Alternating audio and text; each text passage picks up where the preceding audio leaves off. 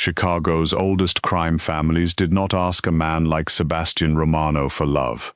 They asked for loyalty, blood, silence, and a wife who could turn a violent empire into something that looked respectable under ballroom lights.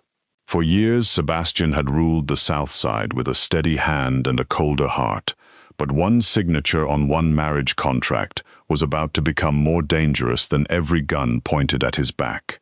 He thought Mara Bennett would be easy, quiet, temporary, a soft woman with tired eyes, a desperate brother, and nowhere else to run. He thought he was buying a bride for 3 years. He had no idea he was inviting the only woman alive who could make the monster kneel.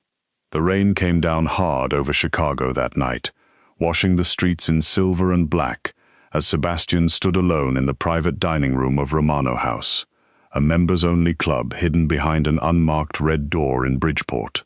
Outside, the city moved like it always did, buses groaning through wet traffic, sirens crying somewhere far away, people rushing home with their heads down and their collars pulled high. But inside the club, everything was still. The air smelled of polished wood, expensive tobacco, and old money that had been earned in ugly ways. Men in dark suits waited along the walls with their hands folded in front of them and their eyes lowered, because no one looked directly at Sebastian Romano unless he allowed it. He was 36, tall, broad-shouldered, and frighteningly calm, with black hair brushed back from a face that looked carved from stone. His enemies called him the Saint of the South Side because he never raised his voice before ruining a man. His friends, if a man like him could have friends, knew better than to call him anything at all. Sebastian did not need noise to be feared. His silence did the work for him. Across from him sat 3 old men who had once controlled half of Chicago between them. Their hands trembled now when they lifted their glasses, but their names still opened union halls, courtrooms, church offices, and locked gates at the port. They were relics, but relics with keys Sebastian needed. For 7 years, he had fought to move his business from street corners and backroom deals into the shipping contracts along Lake Michigan. The port meant power that lasted. The port meant no one could starve him out. The port meant his enemies would have to come through federal inspectors, dock bosses, and old family oaths before they could touch him. But the old families did not trust a king without a queen. "You want the contracts," Salvatore Bellini said, tapping one thin finger against the table. His voice was dry and soft, like paper being folded. "Then you need a wife." Sebastian did not blink. "I need signatures." "You need stability," another old man said. "You are strong, Sebastian. Everyone knows this. But strength alone makes men nervous. A wife tells the families you plan to build, not just burn." Sebastian looked at the untouched glass of whiskey in front of him. Marriage had never interested him. Love, even less. Love was a door people left open, and then acted surprised when someone walked in with a knife. His father had loved his mother in the wild, reckless way that made men weak, and it had gotten them both killed before Sebastian was old enough to shave. Since then, he had kept his heart locked in the same place where he kept his clean money and his darkest secrets. Behind steel, behind codes, behind men who would die before speaking. "I will marry," Sebastian said at last. The old men relaxed, but only slightly. "She must be suitable," Bellini added. "She will be useful," Sebastian replied. That was how he thought of it. A wife could be arranged like anything else. A contract, a public image, a warm body beside him at galas and funerals and charity dinners where men with bloody hands pretended to care about children's hospitals. He did not need passion. He did not need softness. He needed a woman who would understand rules, obey limits, and leave when the 3 years were finished. That was why his men brought him the file on Mara Bennett. Her photograph sat on top of the folder by morning. Sebastian studied it in his office while the city turned pale beneath the windows. Mara was 29, a forensic accountant at a mid-level firm that handled insurance fraud, divorce settlements, hidden assets, and the kind of money people lied about when they thought no one smart was watching. She had warm brown skin, deep tired eyes, and thick dark hair pulled back in a loose knot. Her face was soft and pretty in a way that seemed unguarded, but her mouth held tension, like she had learned long ago not to expect kindness. She was plus size, with full cheeks, heavy curves, and a body the world probably judged before it ever reached her mind. Sebastian's gaze stayed on the photograph longer than he expected. Not because she was beautiful, though she was, not because she looked fragile, because something in her eyes told him she was not. It was the loneliness. He recognized it instantly, because lonely people always recognized each other. Hers was different from his. His loneliness was a locked room. Hers looked like a room where the light had been left on for someone who never came home. His underboss, Nico, stood in front of the desk with his hands behind his back. Her younger brother owes Dante Varick's people $280,000. Sports betting, poker rooms, online credit. He borrowed from one crew to pay another until the numbers got stupid. Dante is squeezing him hard. Sebastian turned the page. Does she know? She knows enough. She's been making payments. Not enough to matter. Sebastian read through the report. Mara Bennett had no criminal record, no powerful family, no protection, no scandal. She lived in a small apartment in Pilsen, paid her taxes, took the train to work, and bought cupcakes from the same bakery every Friday morning. She worked late. She tipped well.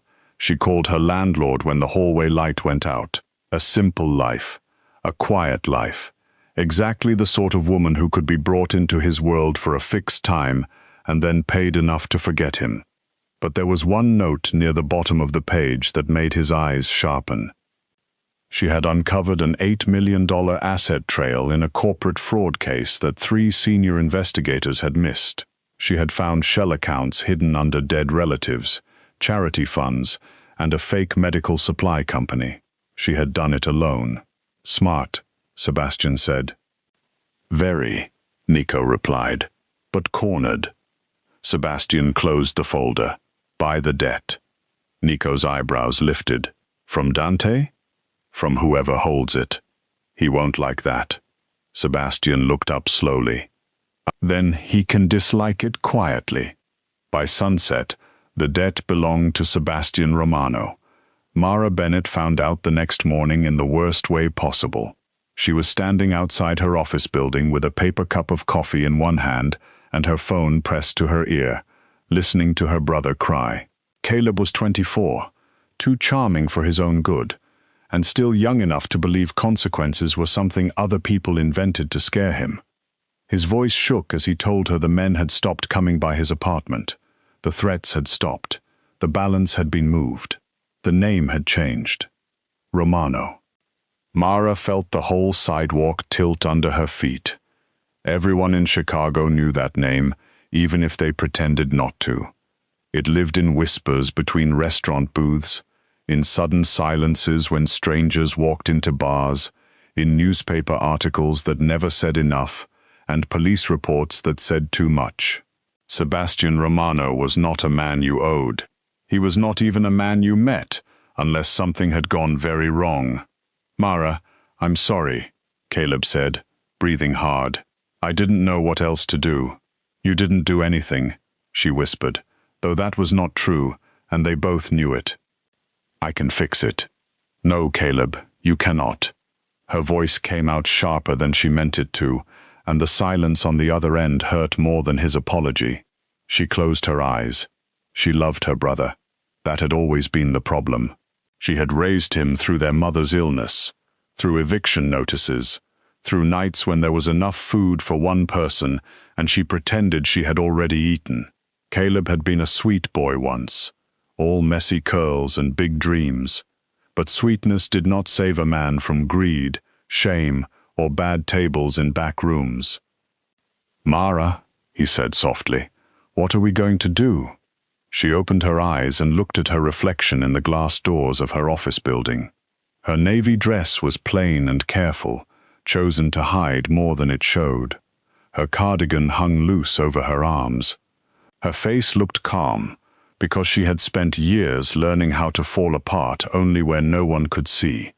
"I'll handle it," she said. That evening, a black car waited outside her building. Not a taxi, not a rideshare. A long, silent car with tinted windows and a driver who stepped out before she could pretend she had not seen him. He was polite, which somehow made it worse. He said her name like it had already been decided that she would get in. "Mr. Romano would like to speak with you." Mara looked down the busy street. People passed around her with umbrellas, take-out bags, earbuds, and ordinary lives. No one noticed the way fear had wrapped around her ribs. "And if I say no?" she asked. The driver's face did not change. "He hopes you will not." That was not an answer, and that was the answer. The ride took 20 minutes, though it felt much longer. Mara sat with her purse clutched in her lap and watched familiar streets turn into quieter ones. The car finally stopped outside a limestone mansion behind a high iron fence, the kind of place that looked less like a home and more like a decision no one was allowed to question. Warm lights glowed behind tall windows. Men stood near the gate and near the door and somewhere in the shadows beyond the hedges. She felt their eyes without seeing them. Inside, the mansion was beautiful, in a cold, careful way. Dark floors, cream walls, old paintings, fresh flowers in tall vases. Nothing out of place, nothing soft enough to touch without permission. The driver led her to a study, where a fire burned low in a marble fireplace, and Sebastian Romano stood beside the window with his back to her. For one strange second, Mara forgot to breathe. He looked exactly like the kind of man people invented stories about after midnight. Tall, still, dressed in a black suit that fit his body like it had been made by someone afraid to disappoint him.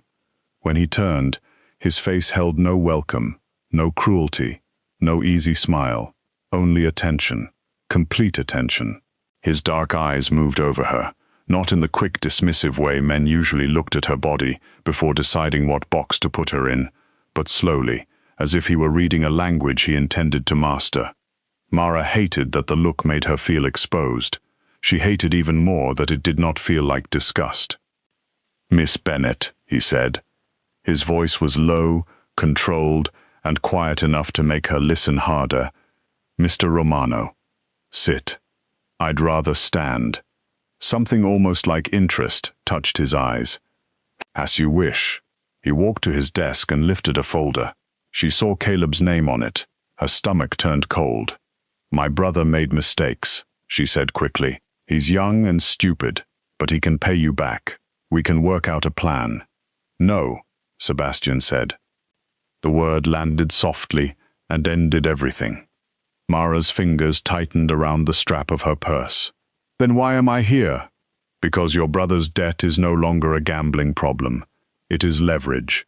If Dante Varick had kept it, he would have used Caleb until there was nothing left of him. Then he would have used you." "And you bought it out of kindness?" "No."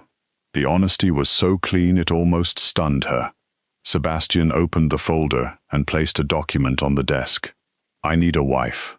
Mara stared at him. For a moment, the words made no sense. They floated in the warm air between the fireplace and the window, absurd and terrifying. She almost laughed, but the sound died in her throat when she realized he was not joking. "No," she said, "you have not heard the terms." "I do not need to hear the terms." "Yes, you do." He slid the document closer. 3 years, public appearances, charity events, family dinners. You will live in this house, use my name, and present yourself as my loyal wife. There will be rules for your safety and mine. At the end of the term, the marriage ends quietly. You leave with $5 million, a clean record, and your brother's debt erased. Mara felt heat rise behind her eyes, but she refused to cry in front of him. "You're buying me. I am offering you a contract. You bought my brother's debt and brought me here in a car I couldn't refuse. That is not an offer." Sebastian said nothing for a moment. The fire shifted behind him, sending gold light along the hard line of his jaw. "You are right," he said. That surprised her more than anything else. He continued, "The situation is not fair, but it is real. Dante Varick knows Caleb is weak, and you are protective. He would have dragged you into his business one payment at a time. I have no interest in hurting your brother. I have no interest in touching your money. I need a wife with no ties to the old families and enough intelligence to follow a dangerous arrangement without making emotional mistakes." Mara let out a breath that almost shook. "And you chose me because you think I'll be grateful." "No," Sebastian said, his eyes holding hers. "I chose you because you are desperate." The words cut deeper because they were true. Mara looked away first. Her whole life had been built on swallowing unfair things and calling it survival. She had swallowed rude comments from clients who looked at her body before her reports. She had swallowed pity from co-workers who acted surprised when she was brilliant. She had swallowed Caleb's apologies, her own loneliness, the quiet ache of being useful to everyone and chosen by no one. But this was different. This was a cage with velvet walls. "What kind of wife?" she asked, hating herself for the question. "A public one," Sebastian replied. "Private expectations will be limited. You will have your own room, your own staff, your own accounts. I will not force affection from you." "How romantic."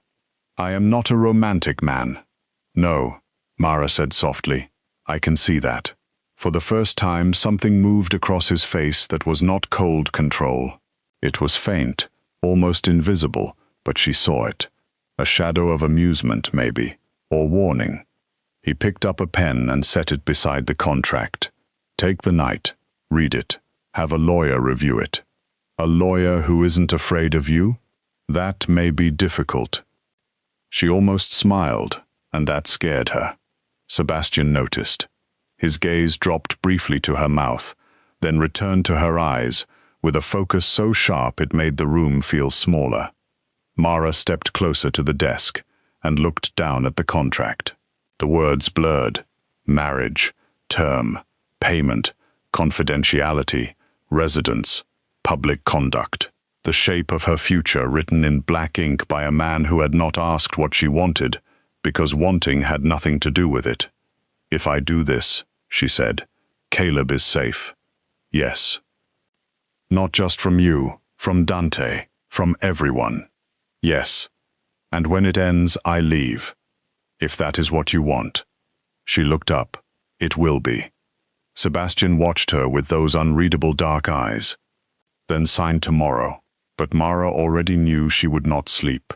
She knew she would go home and sit at her small kitchen table while Caleb called again and again, while rain tapped against the window and the whole city seemed to whisper one name, Romano. She knew she would think about the $5 million, the erased debt, the quiet threat of Dante Varick, and the man in the black suit who had looked at her like she was not invisible at all. Most of all, she knew she would remember how Sebastian had said he would not force affection from her. As if affection was the dangerous thing. As if the real danger was not standing in front of her, calm and beautiful and empty of mercy. The next morning, Mara Bennett signed her name beside his. The wedding happened 12 days later, in a private chapel with white roses, old women in pearls, and armed men pretending to be guests. Mara wore an ivory dress chosen by a stylist who kept saying words like flattering and forgiving until Mara wanted to disappear into the marble floor. The dress was beautiful, but she could not enjoy it. She kept pulling at the waist, at the sleeves, at every place the fabric touched her body, and reminded her that people would be looking. Sebastian noticed. He noticed everything. When the chapel doors opened and Mara walked toward him, the room went quiet in that strange way rooms did when they were deciding what kind of story to tell. She saw the judgment first, a glance from a woman in diamonds, a raised brow from a gray-haired man near the aisle, a young cousin whispering behind her hand. Mara felt each look like a small needle under her skin. Then Sebastian turned. His expression did not change much, but his eyes did. They darkened, sharpened, and fixed on her with such steady force that the rest of the room seemed to fade around them. He did not look embarrassed. He did not look disappointed. He looked like a man watching something that belonged in a locked vault.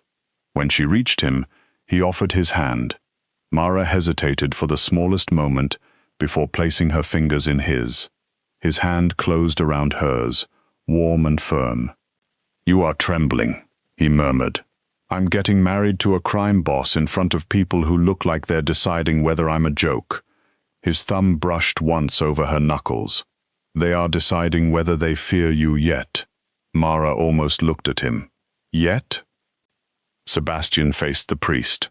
"Begin." The vows were simple. The kiss was simpler. Sebastian leaned down, touched his mouth to hers for only a second, and still, Mara felt it through her whole body, like a match struck in a dark room. There was no tenderness in it, not exactly, no passion either, but there was promise, possession wrapped in restraint, a warning that this fake thing might still have teeth. Afterward, she moved into his mansion. Her room was on the east side of the second floor, with tall windows, cream curtains, and a sitting area larger than her old living room. Someone had filled the closet with clothes in her exact size, not shapeless things, not apologies made of fabric, soft sweaters, silk blouses, wide-leg trousers, wrap dresses, coats that fit her arms without pulling. Mara stood in the doorway of the closet for a long time, touching the sleeve of a deep green dress, unsure why her throat felt tight. The first weeks were painfully polite. Sebastian was not cruel to her. Cruelty would have been easier to hate. He was distant, formal, and controlled. He ate breakfast across from her, while reading messages on his phone. He asked if she needed anything. He informed her of public events. He had drivers take her wherever she needed to go. He never entered her room. He never touched her unless people were watching. In public, his hand would rest lightly at her lower back, and his voice would soften just enough to make strangers believe they were witnessing devotion. In private, he became a locked door again. Mara told herself she was relieved. She was not there to be loved. She was there to survive 3 years. Still, the mansion had a way of making loneliness louder. At night, she wandered quiet halls full of oil paintings and old shadows. She learned the names of the staff because no one else seemed to. Mrs. Alvarez ran the kitchen and missed her daughter in San Antonio. Thomas, the oldest driver, had arthritis in his left hand and hated asking for help with heavy bags. Lila, one of the younger maids, was saving for nursing school. Mara listened. She remembered. She left pain cream outside Thomas's office. She helped Lila fill out a financial aid form. She brought coffee to Mrs. Alvarez before breakfast service because the woman was always awake before everyone else. She did not know Sebastian saw these things, but he did. He saw Mara thank the guards by name. He saw her stop a young server from crying after dropping a tray during a dinner with Bellini's people. He saw her sit in the library late at night with financial statements spread across the table, her brow furrowed, her soft mouth pressed into a line of concentration. She had asked for access to her old work files to finish a case before resigning, and Sebastian had allowed it because he assumed it kept her calm. Then one night, he passed the open library door and stopped. Mara was standing barefoot on the rug, wearing a loose robe over her nightgown, her hair falling around her shoulders. Papers covered the table.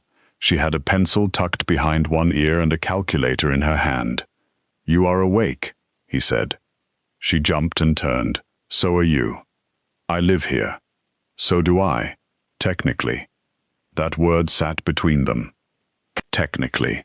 Sebastian walked in, his jacket gone, sleeves rolled to his forearms.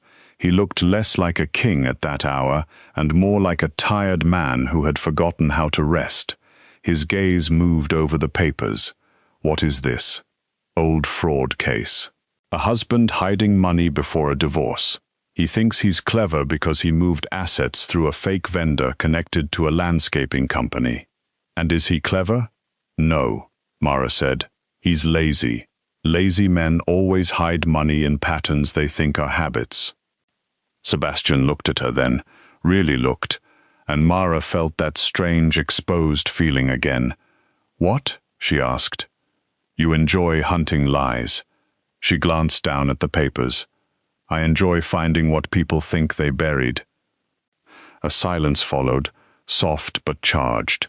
Sebastian stepped closer to the table and picked up one of the reports. Show me. Mara blinked. You actually want to know? Yes. So she showed him. She explained the fake invoices, the repeated numbers, the timing of transfers, the way greed made people predictable. At first, her voice was careful, but then it warmed. Her hands moved as she talked. Her eyes brightened. She forgot to hide her body, forgot to smooth her robe, forgot to make herself smaller. She became only her mind, quick and bright and alive. Sebastian watched her like a man discovering fire. When she finished, he set the paper down slowly. No one at your firm valued you properly. Mara's smile faded. People value what they want to see. I see you. The words were quiet. Too quiet. Mara's heart gave one hard beat. She looked at him, searching for mockery, and finding none. The room seemed to hold its breath. Outside, rain began to touch the windows. Then Sebastian's phone buzzed. Whatever had almost happened vanished behind his eyes. He read the message, and the cold man returned. I have business, he said. Of course. He left the library without another word, but Mara stood there long after he was gone, staring at the doorway, feeling the echo of his voice. I see you. She wished he had not said it. She wished, even more, that she had not believed him. By the time the charity gala arrived, Mara had learned how to stand beside Sebastian without flinching. The event was held in the grand ballroom of a hotel on Michigan Avenue, all chandeliers, champagne towers, white flowers, and rich people pretending their money had never touched anything dirty. The foundation supported children's hospitals, which made the room feel even stranger because half the men writing checks had built their fortunes by breaking other people. Mara wore the deep green dress from her closet. It wrapped around her body with gentle confidence, showing her shape instead of hiding it. Lila had helped pin her hair back. Mrs. Alvarez had cried a little and called her beautiful in Spanish. Mara had laughed, embarrassed, but when she looked in the mirror, she did not hate what she saw. That alone felt dangerous. Sebastian waited at the bottom of the stairs. For once, his control slipped. Only for a second. His eyes moved over her, and something dark and warm passed through them. Not business, not performance. Something that made Mara's skin feel too alive. You look? He stopped. She lifted her chin. Contract appropriate? His jaw tightened. No. The word was low, rough, honest. Before she could ask what he meant, he offered his arm. Come. At the gala, Sebastian became the version of himself Chicago feared and admired. Smooth, untouchable, a man who shook hands with judges, kissed old women on the cheek, and made powerful men laugh, while quietly deciding which of them deserved ruin. Mara stayed at his side, smiling when required, speaking when spoken to, and studying everything. She noticed alliances in glances, tension in pauses, secrets in who avoided whom. Sebastian noticed her noticing. You are reading the room, he murmured near her ear. You brought me to a room full of liars. A faint smile touched his mouth. And the man near the bar with the silver tie is scared of you, but angry enough to hide it badly. The woman in red has been watching your underboss all night. Bellini's nephew is drunk, which means he'll say something stupid before dessert. And the charity director is nervous because the donation totals don't match the pledge cards. Sebastian went very still. Mara looked up. What? Nothing, he said, though his eyes had changed again. Keep talking. She might have, if Carlo De Luca had not stepped into their path. Carlo was one of Sebastian's associates, a handsome man with shiny shoes, cruel eyes, and the lazy confidence of someone born into protection he had not earned. He kissed Mara's hand with a smile that never reached his face. Mrs. Romano, he said. What a surprise. Sebastian's hand settled at Mara's back. Careful, Carlo. Carlo laughed lightly. I only mean she is not what anyone expected. Sebastian always was practical, but this is very practical. Mara felt the room tilt. The insult was dressed well enough that others might pretend not to hear it, but they heard. Of course they heard. A few nearby conversations softened. Someone looked away too quickly. Carlo's gaze moved over her body with open amusement. I suppose old families do love a sturdy foundation, he added. The words hit Mara in the place she kept hidden. For one terrible second, she was back in every office, every dressing room, every family party where someone had made her body public property. Her face burned, her throat tightened. Her first instinct was to retreat, to smile weakly, to make the moment smaller so everyone could move on comfortably. She shifted back half a step. Sebastian's hand caught her waist. Not hard. Not cruel. Firm enough to stop her from disappearing. The air changed. Mara felt it before she saw it. The quiet around them deepened. Sebastian turned his head slowly toward Carlo, and every warm light in the ballroom seemed to grow colder. What did you say about my wife? Sebastian asked. Carlo's smile faltered. Sebastian, come on. It was a joke. No. Sebastian's voice stayed soft. Jokes are meant to amuse me. Carlo swallowed. I meant no disrespect. You meant to wound her quietly because you thought her silence gave you permission. Mara's heart pounded. Sebastian, she whispered. He did not look away from Carlo. No. That single word was not for Carlo. It was for her. No, she would not shrink. No, she would not swallow this. No, she would not stand alone in a crowded room while people decided her pain was polite entertainment. Sebastian stepped closer to Carlo. You will apologize to my wife. Carlo glanced around, humiliated now, his face coloring. Mrs. Romano, I apologize. Sebastian's gaze hardened. Again, like your life has value and you wish to keep it. Carlo went pale. His voice shook the second time. Mrs. Romano, I am sorry. I was disrespectful, and I had no right. Mara could barely breathe. Every eye in the room was on her. She wanted to vanish. She wanted to cry. But Sebastian's hand remained at her waist, steady and warm, holding her in place like he believed she belonged there. So she lifted her chin. Do not speak about me that way again, she said. Her voice was quiet, but it carried. Carlo nodded quickly. Never. Sebastian leaned in, his face close to Carlo's ear, but his words were clear enough for Mara to hear. If you forget, I will remove you from every room where her name is spoken. Then he guided Mara away. No one laughed. The ballroom opened before them, as if the crowd itself had learned to move. Mara felt people watching now, but the looks were different. Fear, yes. Curiosity, surprise, maybe even respect. She did not know what to do with any of it. Sebastian led her to a quiet balcony overlooking the river. The cold air touched her hot cheeks. For a few seconds, neither of them spoke. Below, Chicago glittered like a dangerous promise.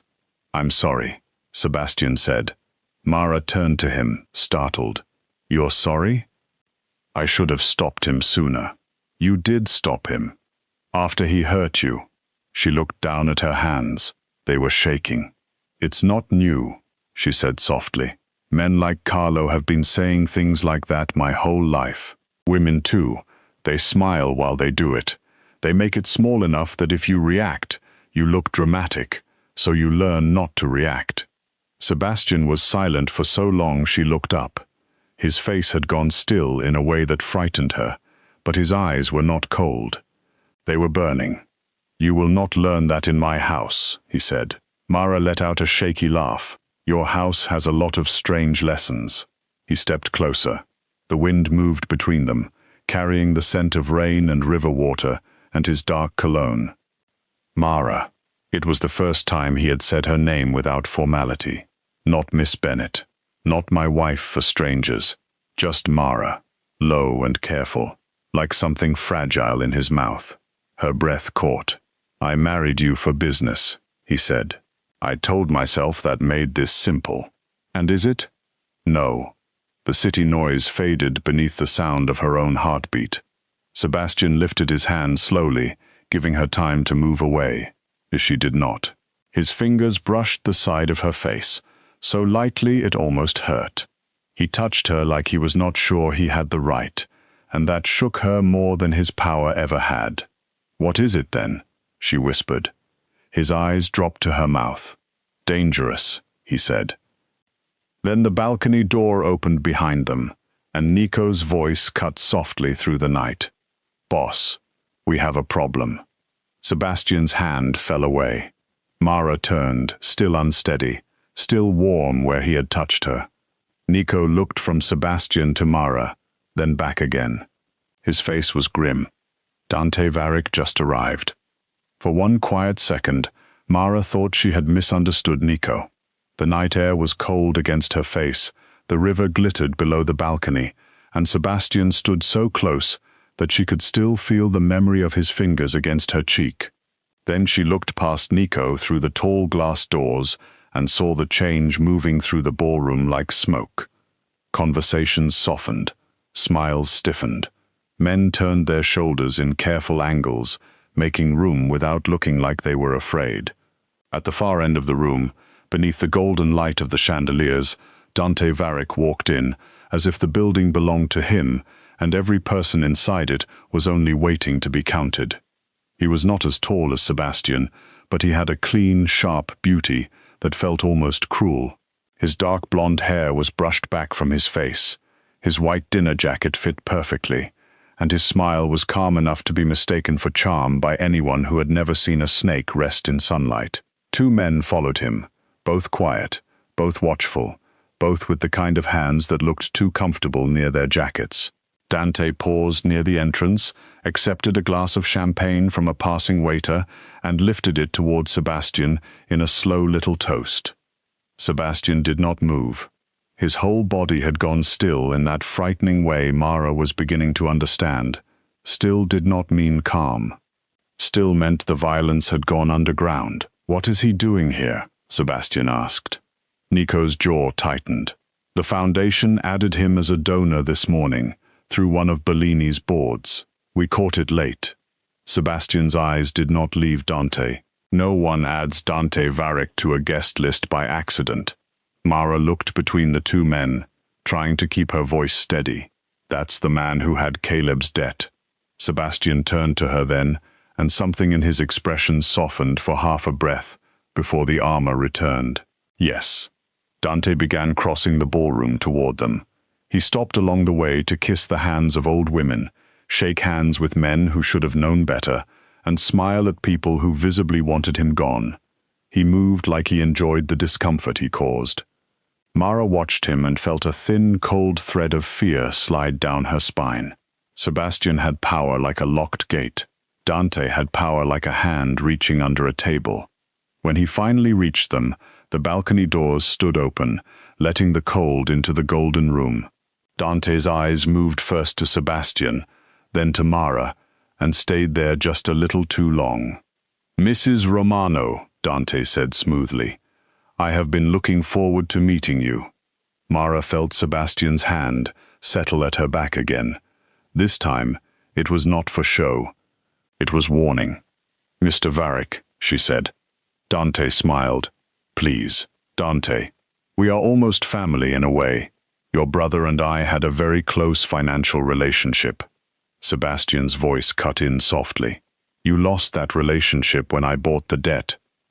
"I did," Dante said, turning his smile toward him. "Very generous of you. Though I admit I was surprised. I would have thought a man like you had better things to buy than another man's problems." Mara felt the insult hidden under the words. Another man's problems. Caleb. Her. The marriage. Her skin warmed, but she kept her face still. Sebastian took one slow step forward. "My wife is not a subject for your amusement." Dante lifted his brows. "Your wife? Already so devoted. That is touching." The word touched sounded wrong in his mouth. Mara saw Sebastian's hand flex once at his side. Dante looked back at her, his gaze softening into something fake and polished. "I hope the South Side has treated you kindly, Mara. May I call you Mara?" "No," Sebastian said. Mara surprised herself by speaking at the same time. "No." For a brief moment, Sebastian glanced down at her. The corner of his mouth almost moved, but not quite. Dante laughed under his breath. "A strong woman. I see the appeal." "You see nothing," Sebastian said. The ballroom around them had become quiet enough that Mara could hear the faint clink of silverware from the dining area. Dante seemed to enjoy that too. He leaned slightly closer, lowering his voice, but not enough. "Careful, Sebastian. The old families are watching. You ask them for respect. You ask them for port access. You ask them to believe you were stable. It would be a shame if they saw you lose control over a woman you only married for paperwork." Mara felt the words strike. Not because she did not know the truth. She knew exactly what the marriage had been at the beginning, but hearing it said out loud, by this man, in this room, made something tender inside her pull back into hiding. Sebastian's face changed. Not much. Only enough for Mara to know Dante had made a dangerous mistake. "My marriage is not your business," Sebastian said. "Everything is business," Dante replied. "That is what makes love so expensive." The word love hung in the air, strange and impossible. Sebastian moved so fast that Mara barely saw it. One moment Dante was smiling, and the next Sebastian had him by the front of his white jacket, turning him just enough that the guests saw the threat, but not enough to cause a panic. Nico stepped in close, blocking the view with his body. Dante's men shifted, but Sebastian's guards were already there, appearing from the edges of the ballroom like shadows that had been waiting for permission. Sebastian leaned close to Dante's ear. "You came here to test a boundary. Now you know where it is. Leave." Dante's smile did not vanish, but it thinned. "You cannot guard every door forever." "No," Sebastian said, "but I can bury every man who walks through the wrong one." Dante looked at Mara again. For the first time, the mask slipped, and she saw something cold and hungry underneath. Then he lifted his hands in surrender, stepped back, and smoothed his jacket. "Enjoy your evening, Mrs. Romano," he said. "Chicago can be dangerous after dark." Sebastian did not let Mara out of his sight for the rest of the night.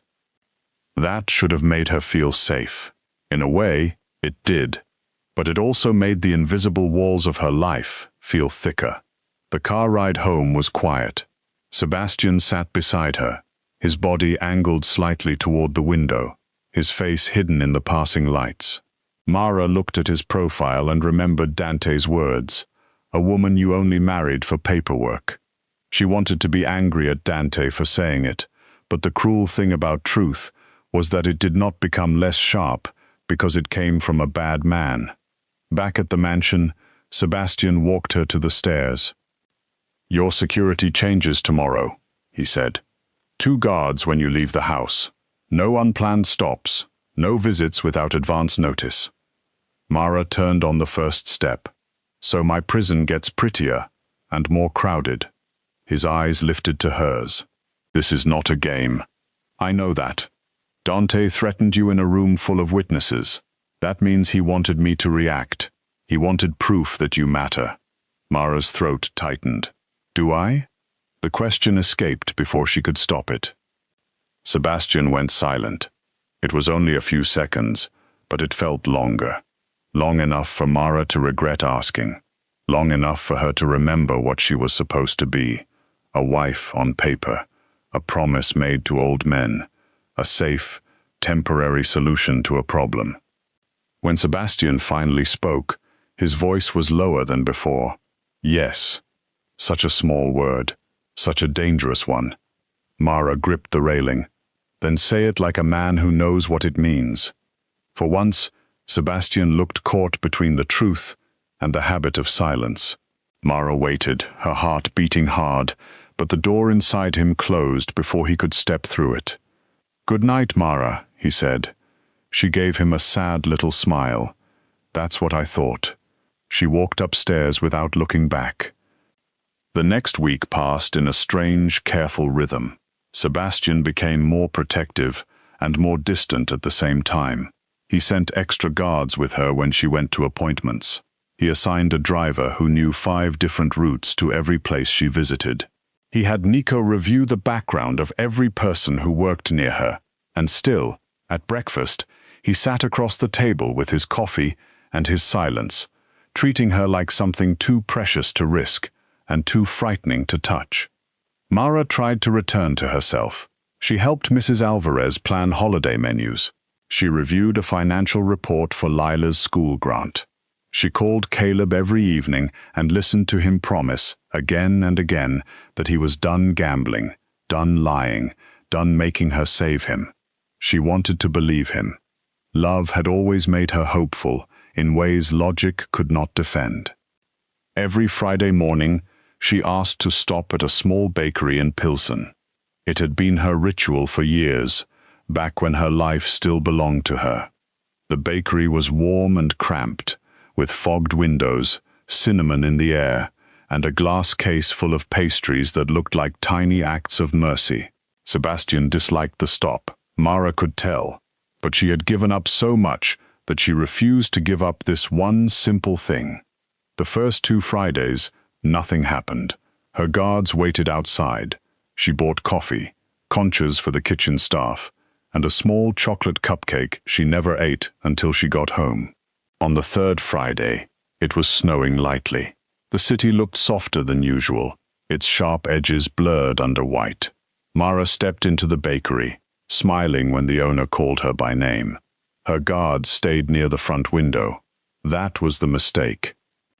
The bell above the door rang twice within the same minute. A mother with a stroller came in, then a delivery man with a stack of boxes. The space became crowded. Someone bumped the display. The owner turned to help. Mara stepped aside to make room. A hand closed over her mouth from behind. For half a second, her mind refused to understand. Then a hard arm locked around her waist, and panic slammed through her body. She tried to scream, but the sound died against a gloved palm. Something sharp pressed into her side. "Quiet," a man breathed into her ear, "or people die." Mara's eyes flew to the window. One of her guards was turning, already sensing something wrong, but then the delivery boxes crashed to the floor, blocking the view. Another man stepped between them. The back door opened behind Mara. Cold air rushed in. She fought. Not gracefully, not like a woman in a movie. She kicked backward, twisted her body, drove her elbow into whatever she could reach.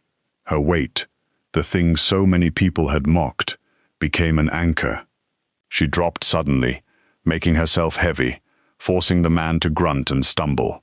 His hand slipped from her mouth just enough for one cry to break free. "Sebastian."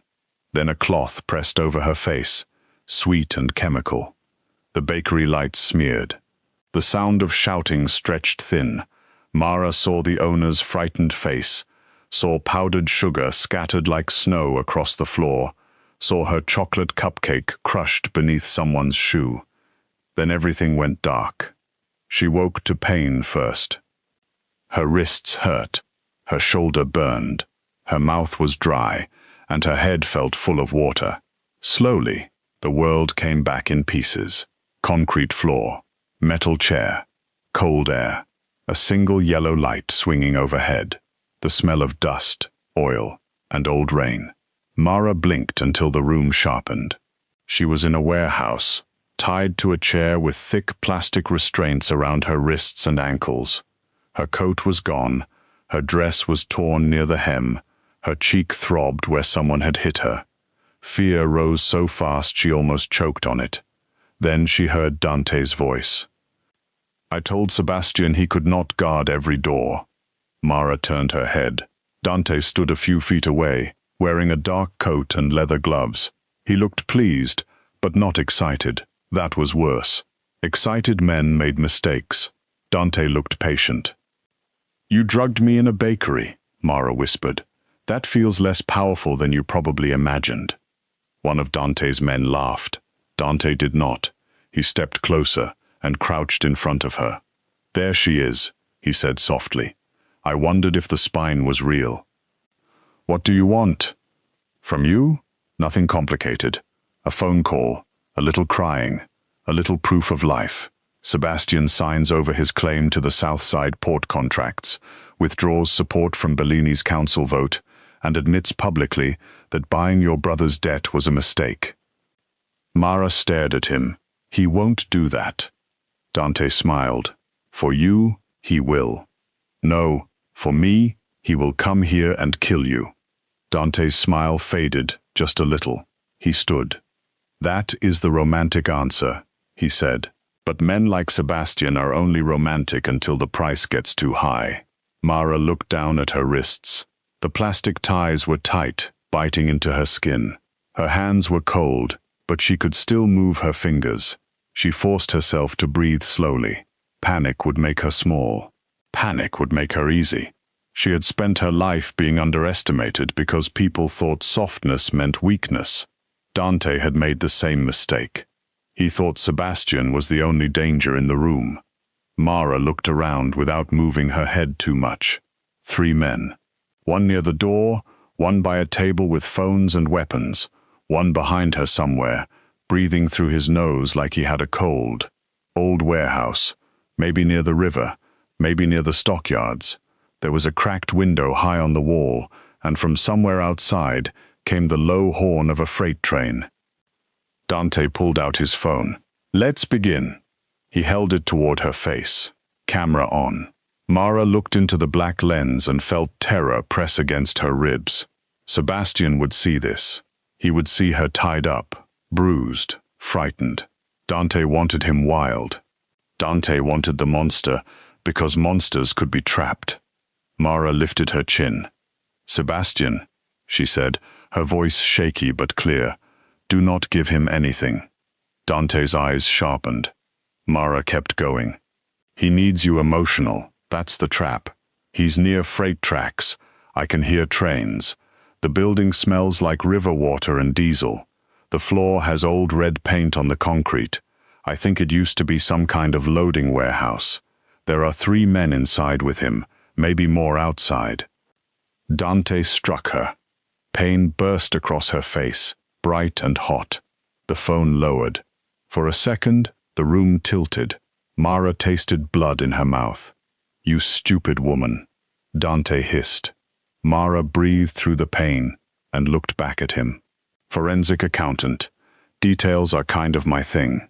Dante grabbed her jaw. "You think that helps him? Chicago is full of warehouses." "Yes," Mara whispered, "but now he knows I am awake."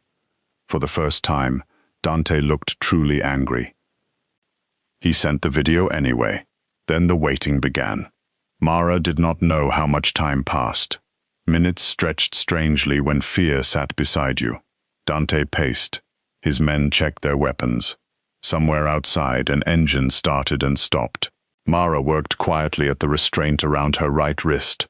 The plastic had a rough edge where it had been tightened. Every small movement scraped her skin raw, but she kept going.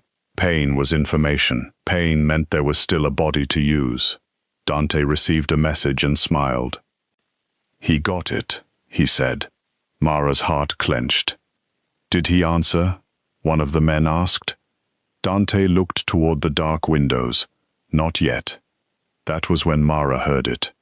Nothing dramatic, no explosion, no shouting, just a sound missing from the world. The outside guard who had been pacing near the side door stopped pacing. Dante heard it too. His face changed. "Check the door." The man by the entrance lifted his gun and moved forward. He had taken only 3 steps when the lights went out. The warehouse dropped into darkness. Someone cursed. Dante shouted an order. Mara yanked hard at the tie around her wrist. Skin tore. Hot blood slicked her hand. The pain made her gasp, but the wetness helped. She twisted again, harder, and her right hand slipped free. Gunfire cracked through the dark. Mara screamed and folded forward as much as the restraints allowed. Men shouted. Glass shattered. A heavy body hit the floor. The yellow emergency light flickered once, then glowed weakly, painting the room in dim amber. Sebastian stood near the broken side door with a gun in his hand and death in his eyes. For one frozen heartbeat, Mara forgot the pain. She forgot the warehouse. She forgot Dante.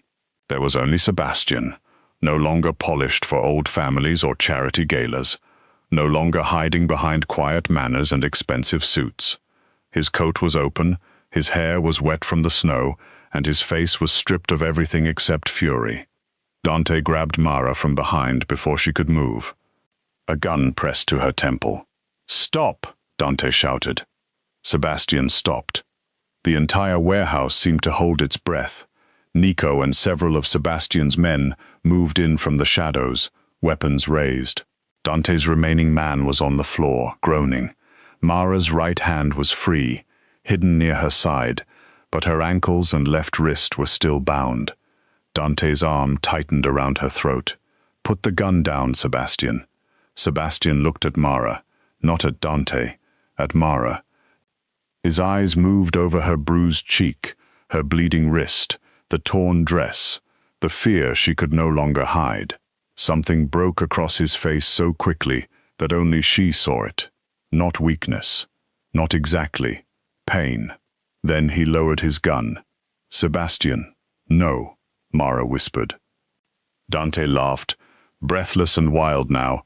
There he is, the great Romano, on his knees for a contract wife. Sebastian's voice was quiet.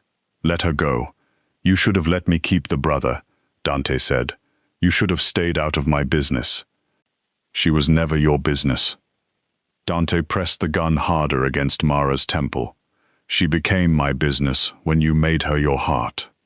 The word heart moved through Mara like a shock.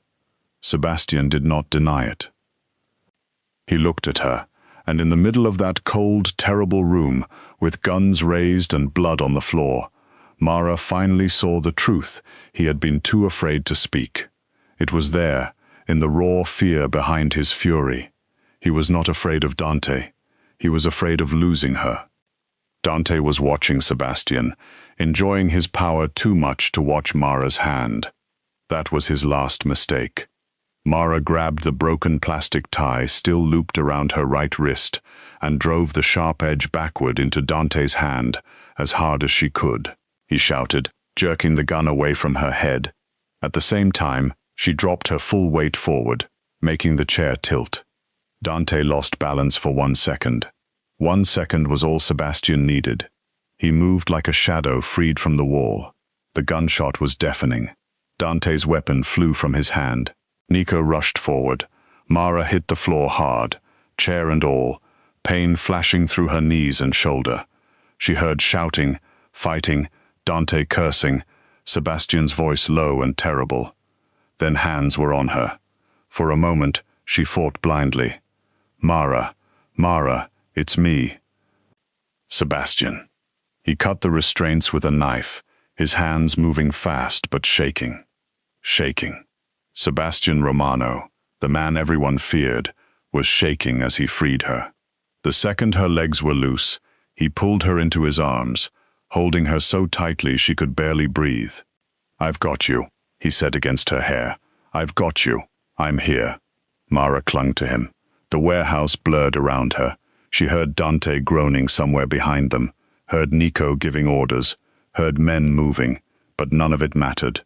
Sebastian's arms were around her, warm and hard and real. She buried her face in his chest, and finally let the fear break open.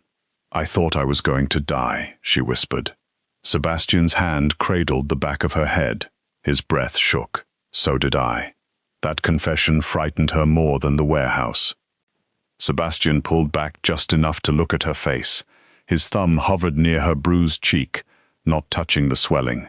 His eyes were wet, though no tears fell. "I am sorry," he said.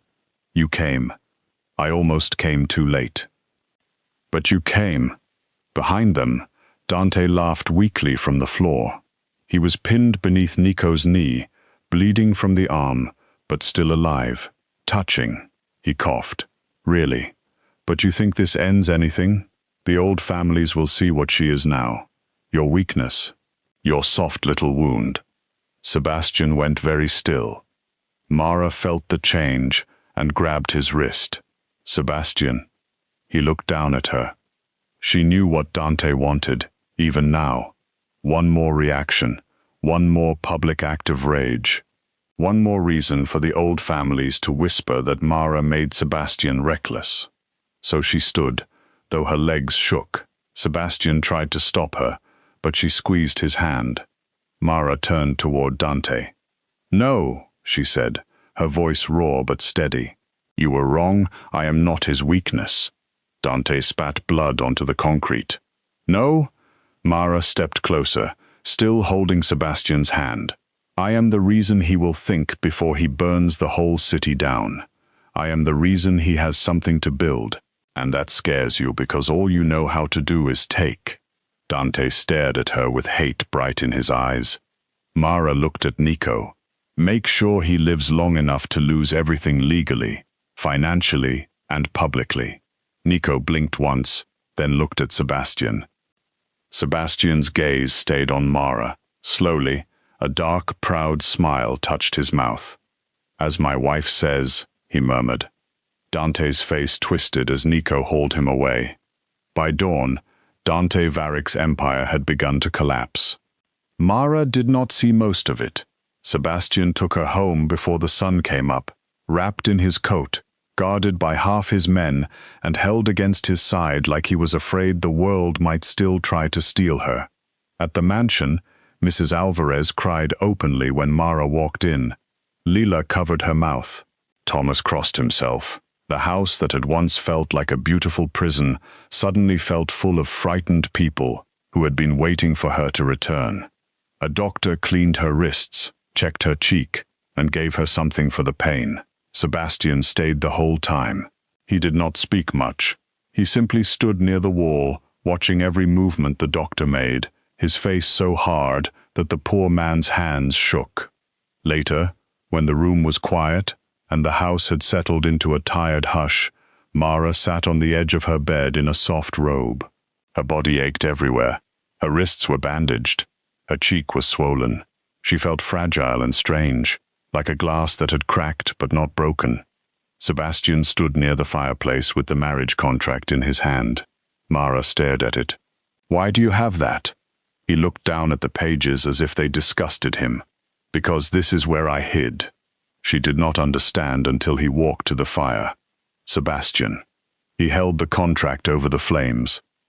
The paper caught slowly at first, then all at once, orange light curled around the edges, eating through signatures, terms, money, years, rules. Mara rose from the bed, heart pounding. "What are you doing?" "Ending the arrangement." The last page blackened and fell into ash. Sebastian turned to her. He looked exhausted.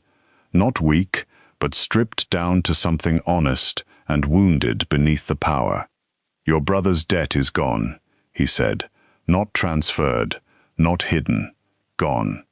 The money promised to you is already in an account under your name. You can leave when you are ready. Tonight. Tomorrow. Next month. I will give you guards if you want them and privacy if you do not. No one will follow you. No one will force you back." Mara stared at him, her throat tight.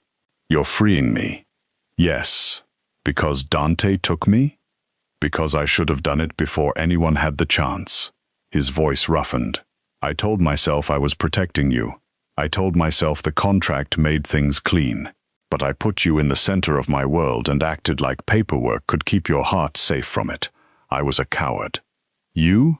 Mara whispered. A coward. Sebastian's mouth tightened. With you, yes. The fire cracked softly behind him. I know how to kill for what I want, he said. I know how to threaten, buy, punish, and win, but I do not know how to ask to be loved by the woman I trapped. Mara's eyes burned. He stepped closer, but stopped before reaching her. For once, he did not take the space. He offered it. I love you, Sebastian said. The words were quiet. No drama, no demand, no performance for a ballroom.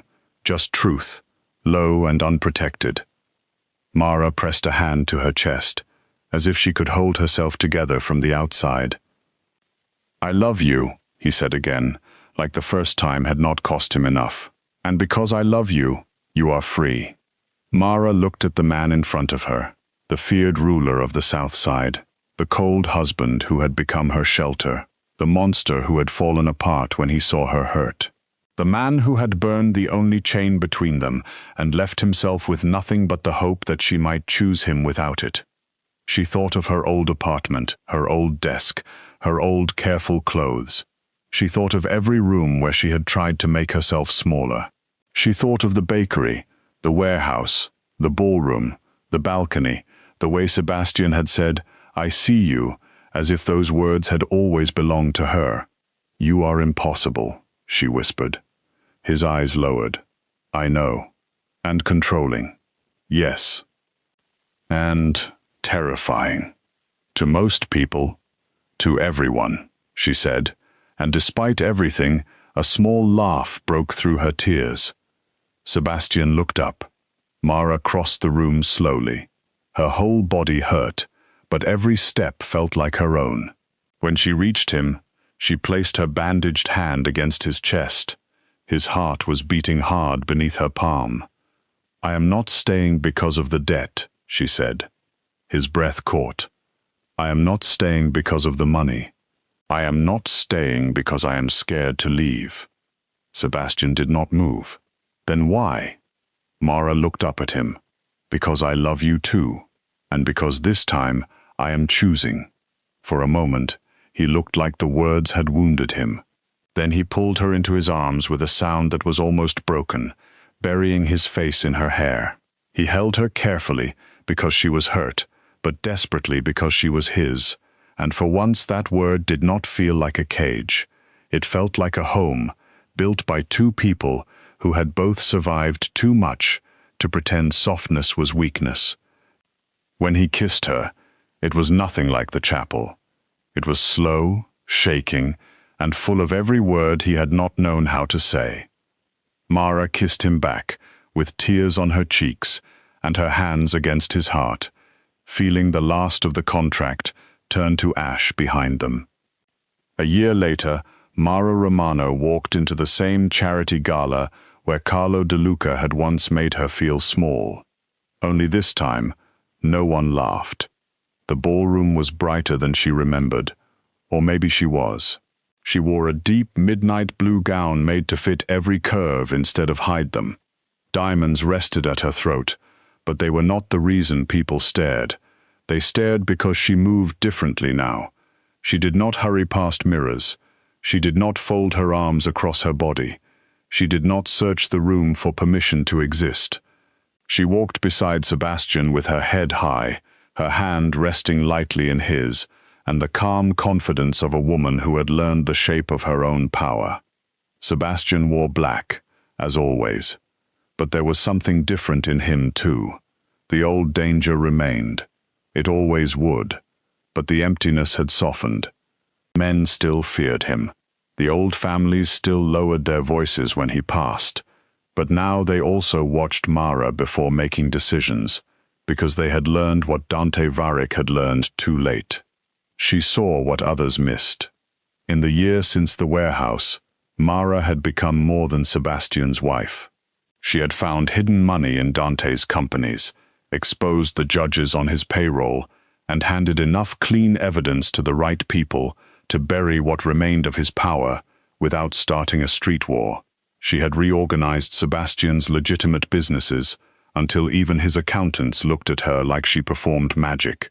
She had created scholarships through the foundation, helped the kitchen staff buy homes, and quietly paid for treatment programs for gamblers who reminded her too much of Caleb. Caleb was healthy now, not perfect, not magically fixed, but honest.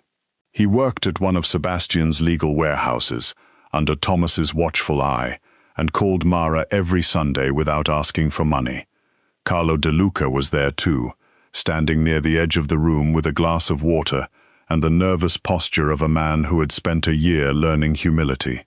When Mara passed him, he lowered his eyes. "Mrs. Romano," he said, "you look beautiful." Mara paused. Sebastian's hand tightened slightly around hers, but she only smiled. "Thank you, Carlo." It was not forgiveness. Not exactly. It was something better, proof that his words no longer owned even a corner of her. Later, Sebastian led her to the balcony, overlooking the river. The same balcony, the same cold air, the same city shining below them, like a field of stars someone had spilled across the dark. Mara leaned against the railing. "You know, this is where everything became complicated." Sebastian stood beside her. "It was complicated before that." She looked at him. "You just refused to admit it." "I was trying to be practical. You married a forensic accountant to impress crime families. That was practical. You fell in love with her." His mouth curved. "That was inevitable." Mara laughed softly, and Sebastian watched her like he still could not believe she was real. From inside the ballroom came music, warm and low. The city moved beneath them, alive with secrets and sirens and ordinary people going home through the cold. Somewhere out there were men who still feared Sebastian Romano, men who thought power was only guns, contracts, ports, and blood. But inside the Romano Empire, things had changed. Power had learned to sit at breakfast with bare feet and messy hair. Power remembered birthdays. Power read balance sheets at midnight. Power kissed the staff on both cheeks and made dangerous men apologize in public. Sebastian stepped behind Mara and wrapped his arms around her waist, pulling her gently against him. His hands rested over her stomach with quiet reverence. "They still think you made me weaker," he said. Mara leaned back into him. "Did I?" His lips brushed her temple. "No. You made me want to build something that could survive me." She closed her eyes for a moment, letting the words settle. Once, Mara Bennett had been a desperate woman with a brother in trouble, a careful wardrobe, and a life built around surviving quietly. She had walked into Sebastian's mansion, believing she was entering a prison. She had signed a contract because fear gave her no better choice. But fear had not been the end of her story. It had been the door. Now the underworld looked at her and saw what Sebastian had seen before he knew what it meant. Not weakness, not softness to exploit, not a temporary wife placed beside a king for decoration. They saw the woman who had survived Dante Varick, the woman who had turned ledgers into weapons, the woman who had taught the South Side's most feared ruler that devotion did not make a man less powerful. It gave his power somewhere to belong. Mara opened her eyes and looked out over Chicago.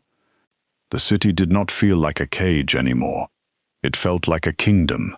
And standing beside Sebastian, loved without apology, feared without cruelty, and seen without shame, Mara finally understood the truth every enemy had missed from the beginning.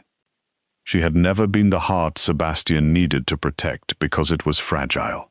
She was the heart of his empire because everything powerful beat from her. A man like Roman Ravelli did not walk into a room. He arrived like bad news wearing an expensive suit. That night, on the top floor of the Bellevue Grand Hotel, the private poker room was full of men who had bought silence by the hour. They sat beneath soft gold lights with cards in their hands, whiskey at their elbows, and secrets heavy enough to ruin cities tucked behind their calm smiles. Politicians leaned close to men they would deny knowing in daylight. Businessmen laughed too loudly at jokes that were not funny. Criminals watched the door the way wolves watch tree lines. Outside the room, the hotel moved like a dream, all polished marble, fresh orchids, and soft music drifting through the lobby. But up here, behind the locked double doors and the velvet curtains, the night had a pulse. It was slow, rich, and dangerous. Sadie Mercer knew better than to listen. That was the first rule of serving the private rooms. Do not listen, do not stare, do not react. You poured the drinks, collected the empty glasses, replaced the ice, cleared the plates, and became part of the furniture. The men in those rooms liked invisible staff. They liked people who moved quietly and kept their eyes lowered. Sadie was good at that. She had been invisible long before the hotel ever paid her for it. At 30 years old, with tired eyes, aching feet, and a body most people thought gave them permission to judge her, Sadie had learned how to pass through expensive rooms like a shadow carrying a tray. They saw the black uniform stretched over her wide hips, the soft heaviness of her arms, the roundness of her face, the way her shoes were sensible instead of pretty. They saw a fat waitress who could be ignored. Sadie let them believe it. Being ignored was easier than being mocked. It was safer too. She had already worked 14 hours by the time the private poker room called for another bottle of scotch. Her back hurt. Her knees felt stiff. One blister on her left heel had opened sometime after midnight, and every step sent a sharp sting up her leg. She had not eaten since a granola bar in the staff hallway, and her phone had buzzed 3 times with messages from her younger sister Chloe, asking if she should wait up. Sadie had typed back no, lock the door, finish your homework, I love you. Then she had tucked the phone into her apron and picked up the silver tray again. That was her life. Work until her bones felt hollow. Get home before sunrise if she was lucky. Check that Chloe had eaten. Check the bills. Sleep too little. Wake up and do it again. The Bellevue Grand was one of those hotels that pretended it had no connection to the city's dirt. It stood downtown, with its glass tower shining over the streets, its lobby filled with imported flowers, its elevators whisper quiet, and lined with dark wood. Guests came there for privacy, luxury, and the comforting lie that money could polish anything clean. Sadie knew better. She had seen blood on bathroom tiles after midnight. She had found watches worth more than her rent forgotten beside untouched plates of room service. She had seen women leave through back doors with their makeup ruined and their faces empty. She had seen men laugh while others trembled. Rich people drama, she called it in her head, because naming it something small made it easier to carry. The private poker room sat behind a hidden hallway off the top-floor lounge. Most of the hotel staff hated working it. The tips could be huge, but so could the fear. The room had no windows, only dark walls, a long bar, a round poker table, leather chairs, and one custom mirror stretching almost from floor to ceiling behind the bottles. Sadie hated that mirror. It caught her from every angle when she moved, showing her the parts of herself she spent all day trying not to think about. The curve of her stomach beneath the stiff white shirt, the tired bend of her shoulders, the soft fullness of her face under harsh light. The uniform never fit right, but uniforms were not made for women like her. They were made for narrow bodies and easy movement. Sadie had stopped expecting the world to make room for her. She entered with the bottle of scotch balanced on her tray and felt the usual quiet dip in conversation. Not because anyone cared about her, just because every person in that room measured every movement by habit. The men glanced over, saw only Sadie, and went back to their cards. She moved to the bar, set down the bottle, and began replacing the used glasses with clean ones. One man in a navy suit pushed his empty tumbler toward her without looking up. Another dropped ash into a saucer and missed. Sadie cleaned it without a word. Her shift was almost over. That was the thought she held on to. Almost over. 30 more minutes. Maybe 40 if they demanded another round. Then she could take the bus home, shower, and sleep for 3 blessed hours before taking Chloe to her early exam. Then the doors opened so hard they struck the wall. Every voice died at once. Roman Ravelli stood in the doorway with his shoulders rising and falling like he had run through fire to get there. His suit was black, expensive, and ruined. Dark red stained one cuff and spread across the front of his white shirt where his jacket hung open. His knuckles were split. One side of his jaw was bruised. His dark hair had fallen loose across his forehead, and his eyes looked bright in a way that made Sadie's stomach tighten. Not drunk, not lost. Worse than that, empty and burning at the same time. Behind him stood 3 of his father's men, all large, all armed, all staying a careful distance back. That told Sadie more than any gossip ever could. The Ravelli name was known even by people who pretended not to know it. Carmine Ravelli owned half the city in ways no deed or contract would admit. His oldest son, Dominic, had been the golden one, the patient one, the man people said could make a threat sound like good advice. Dominic had died 6 months ago. Since then, people whispered that Roman, the younger son, had become impossible. A storm in human skin. Too angry to lead, too dangerous to ignore, too broken for anyone to fix. Now that storm was in Sadie's room. One of the poker players stood too fast, knocking his chair back. "Roman," he said carefully, raising both hands. "We were not expecting you tonight." Roman looked at him, just looked. The man sat down again. For one long breath, nobody moved. Then Roman crossed the room, grabbed the edge of the poker table, and flipped it over with a violent crash. Cards spun into the air. Chips scattered across the carpet like hard little raindrops. Cash fanned out under the chairs. A glass shattered beneath someone's shoe. One man cursed and then remembered who he was standing near and swallowed the rest of it. Roman picked up the crystal decanter from the bar and threw it at the wall. It exploded, spraying scotch and glass across the dark paneling. The smell of alcohol filled the room, sharp and expensive. Then he turned and drove his fist into the custom mirror. The crack ran across the glass like lightning. Blood opened fresh over his already torn knuckles. Nobody stopped him. Security stood near the hall with their hands still and their eyes lowered. The men at the table froze. Even the men who had guns under their jackets kept their arms at their sides. Roman Ravelli could turn a room into a crime scene, and everyone knew it.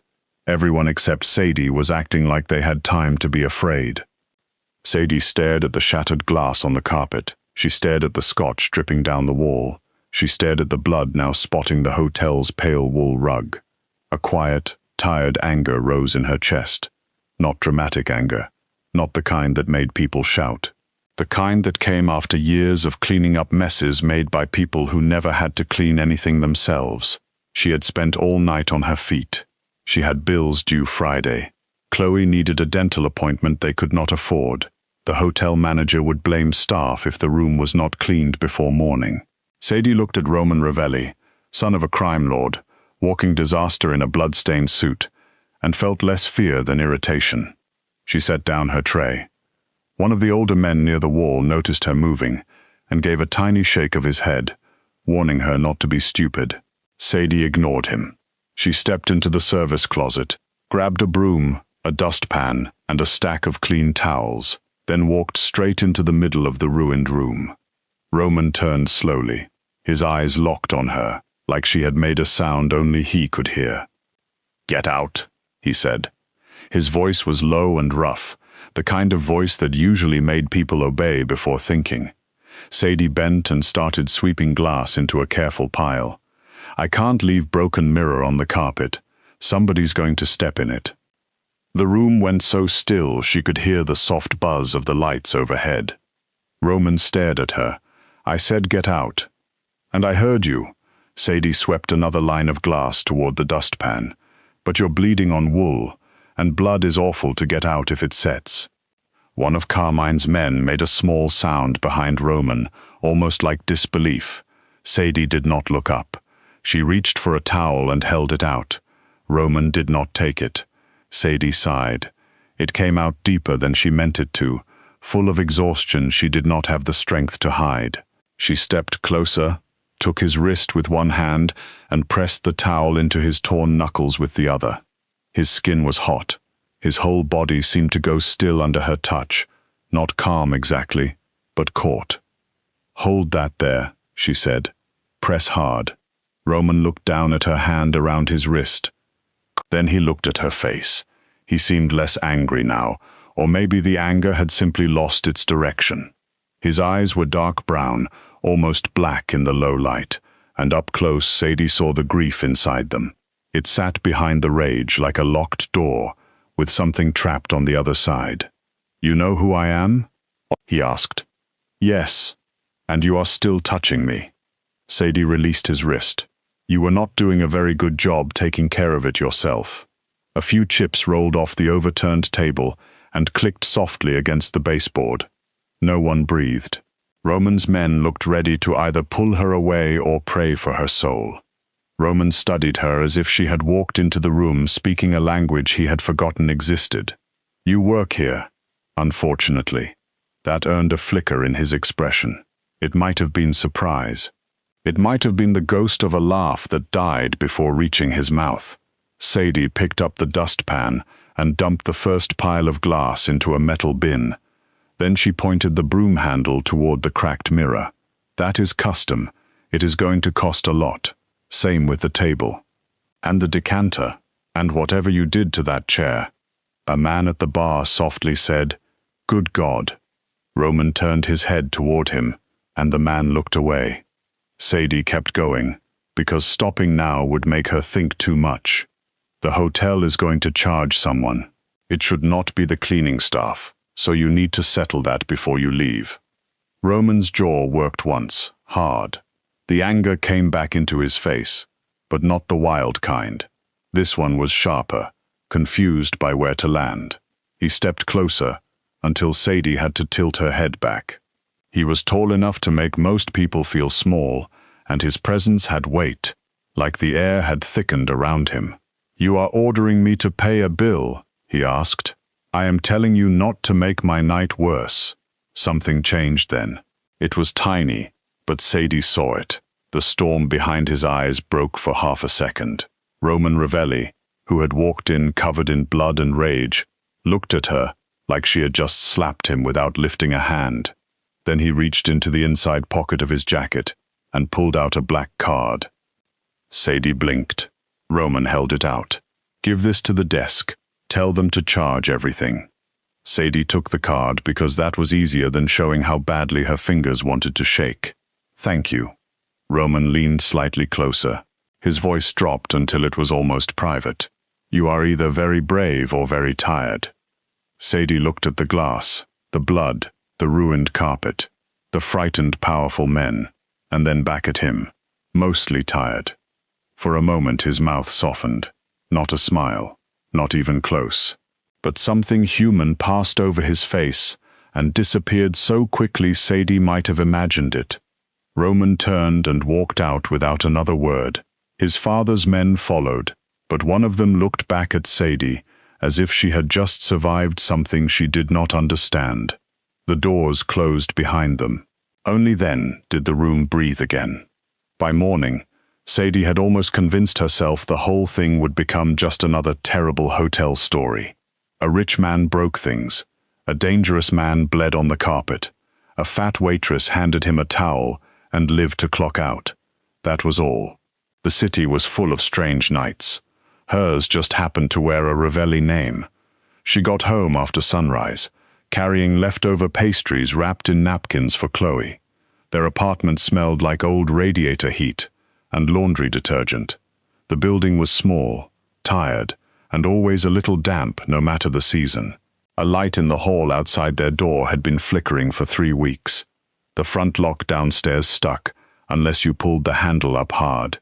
Sadie hated that lock, hated the dark stairwell, hated that Chloe had to grow up pretending not to be scared of it.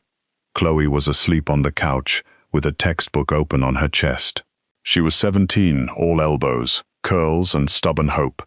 Sadie covered her with a blanket, set the pastries on the small kitchen table, and counted the envelopes beside the microwave. Rent, electric, phone, the last hospital bill from their mother's illness, stamped in red again.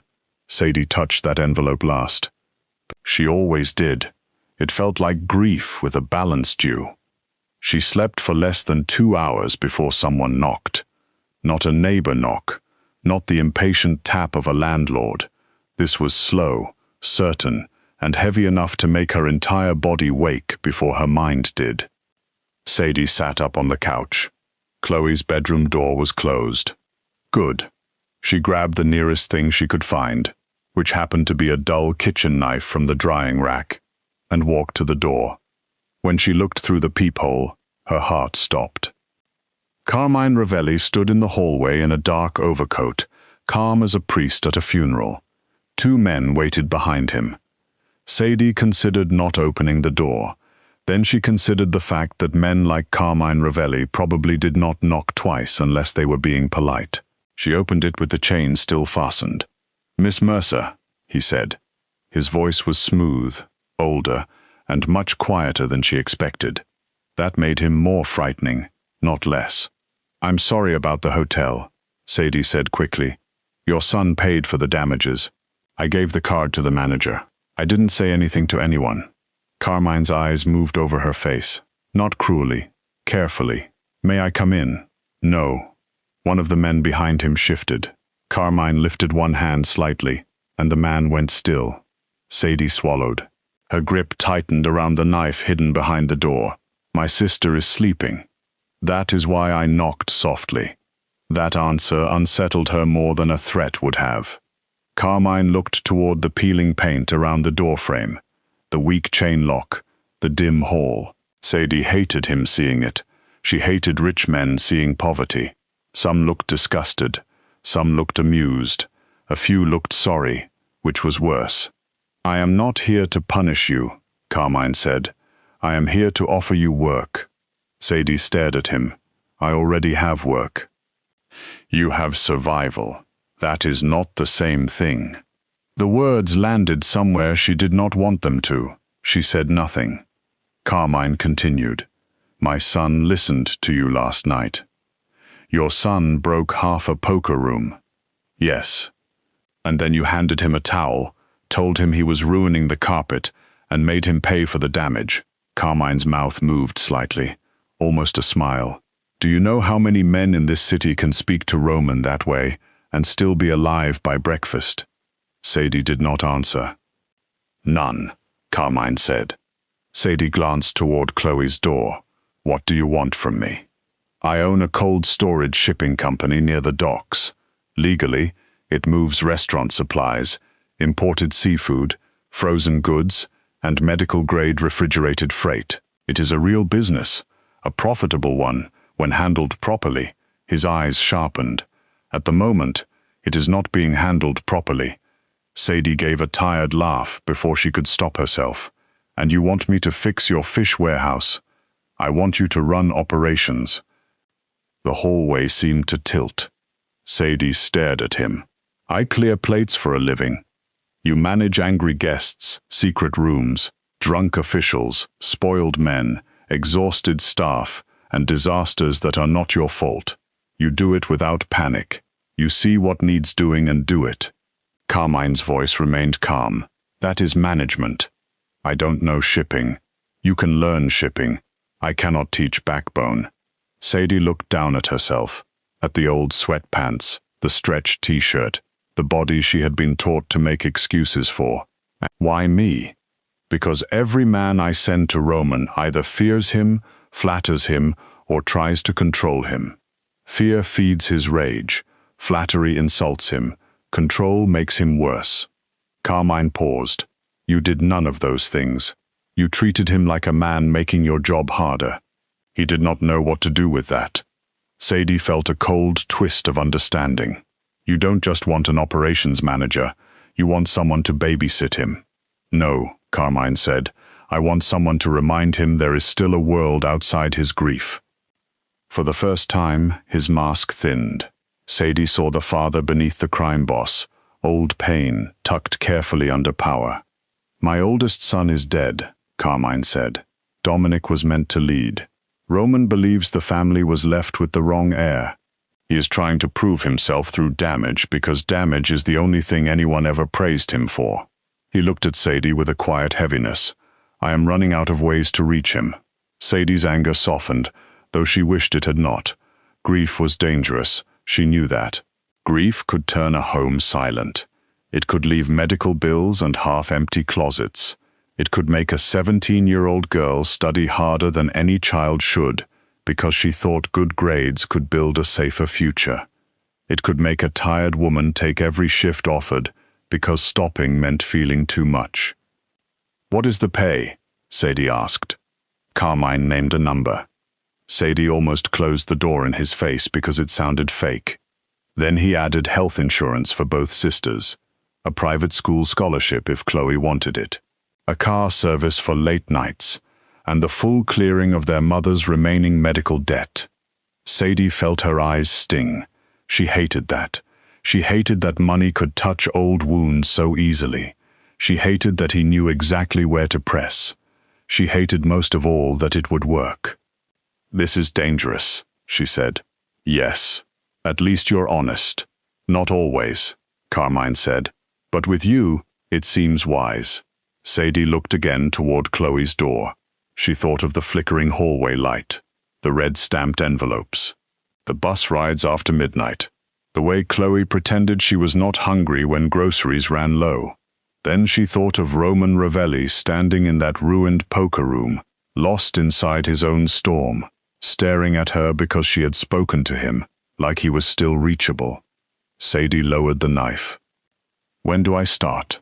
The cold storage facility sat near the docks, surrounded by chain-link fencing, old warehouses, and the smell of salt, diesel, and fish. Trucks moved through the gates in slow lines, their engines rumbling under the gray morning sky. The building itself was larger than Sadie expected, a long concrete structure with loading bays, office windows, and huge refrigerated units humming like sleeping giants. The Ravelli name was nowhere on the sign. Of course it wasn't. Men like Carmine did not put their real names on places where the truth might leak. Sadie arrived wearing the best blouse she owned under her winter coat, her hair pulled back, her stomach twisted tight with nerves. Carmine had sent a driver. That alone made her feel strange, like she was wearing a life that did not belong to her. The receptionist at the front desk looked shocked when Sadie introduced herself as the new operations manager. Shocked, then relieved. That was not a good sign. Within 1 hour, Sadie understood why Carmine had been willing to pay so much. The office was chaos. Payroll was late. Driver schedules were written on 3 different boards and none of them matched. A repair invoice for Freezer Unit 4 had been marked urgent 2 weeks ago and ignored. 2 seafood shipments were missing temperature logs.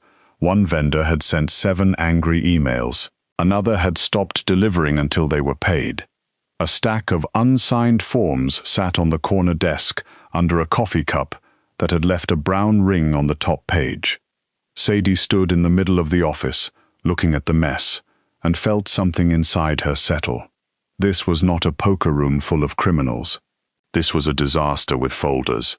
Disasters with folders could be handled. She took off her coat, rolled up her sleeves, and started sorting. The workers watched her like she was either brave or doomed. Drivers passed through the office pretending not to stare. A warehouse foreman named Mike explained everything too fast, glancing toward the back hallway every few seconds. "Is Roman here?" Sadie asked. Mike's face tightened.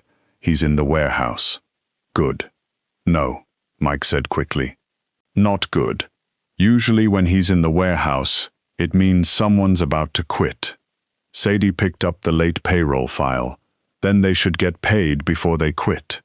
She walked through the metal door into the warehouse. The cold hit her first.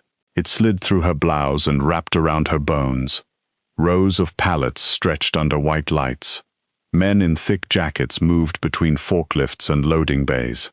At the far end, Roman Ravelli stood beside an open truck, shouting at two workers while another man held a clipboard like a shield. Roman wore a dark wool coat over another expensive suit, but the suit did nothing to soften him. He looked less ruined than he had at the hotel, but no less dangerous. His hands were clean today, though faint cuts still marked his knuckles. He stopped speaking before Sadie reached him. His eyes found her.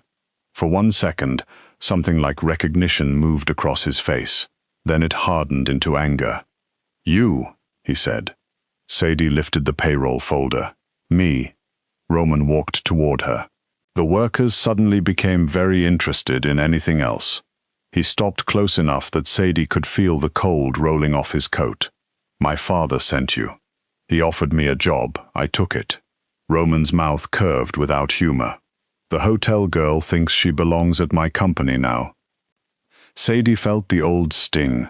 Hotel girl, waitress, background noise, all the small names people used when they wanted to put you back in your place. She held the folder tighter, then let the feeling pass through her. She did not have time to bleed over every insult. "No," she said. "The operations manager thinks your drivers should be paid on time." Roman's eyes narrowed. "And freezer unit 4 needs emergency repair before the Friday shipment spoils. Your vendor accounts are a mess. Half your paperwork is missing signatures. The office heater is broken. Your staff is afraid to tell you anything, which means every small problem is turning into a big one before it reaches your desk." The warehouse had gone silent except for the hum of the machines. Roman stepped closer. "You have been here one morning." "Yes," Sadie said. "That is why it is embarrassing that I already found this much." A few feet away, someone coughed into their hand to hide what might have been a laugh. Roman turned his head slightly. The worker vanished behind a stack of boxes. Sadie expected Roman to shout, maybe throw something, maybe order her out the way he had in the poker room. Instead, he looked at her with that same stunned fury from the night before, as if she kept walking through doors in his mind he had never opened for anyone. "You do not know my world," he said quietly. "No, I do not. People get hurt around me. I noticed. I am not a hotel guest you can scold into behaving." Sadie looked up at him. Her feet hurt again. Her hands were cold. She had slept less than 2 hours and had just found enough paperwork disasters to keep her busy for a month. Roman Ravelli was terrifying. He was also in the way. "If you want to act like a prince of the underworld, that is your business," she said. "But this company has employees. Those employees have rent, kids, bills, and lives that do not stop because you are angry.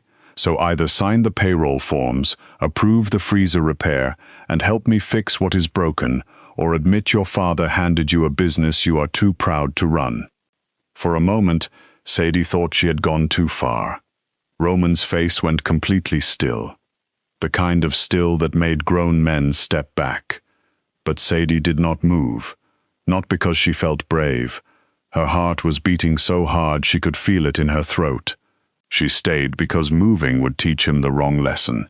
Men like Roman were used to the world making space for their rage.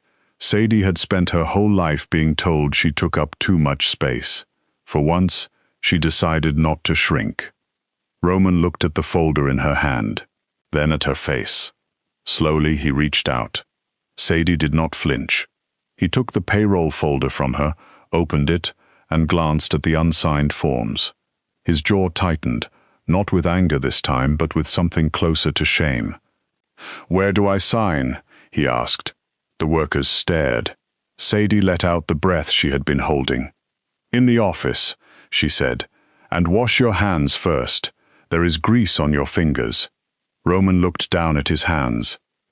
Then, to the silent shock of every person in the warehouse, Roman Ravelli turned and walked toward the office. Sadie followed with her chin high and her pulse still racing. Behind her, the cold machines kept humming. The workers slowly returned to their jobs, but the air had changed. Not enough to call it safe, not enough to call it peace. But something had shifted inside that frozen building near the docks, A man everyone feared had listened. A woman everyone would have overlooked had spoken. And neither of them understood yet that this was the beginning of something neither money, grief, nor blood would be able to stop. The first week at the cold storage company passed like a storm that had learned how to wear a watch.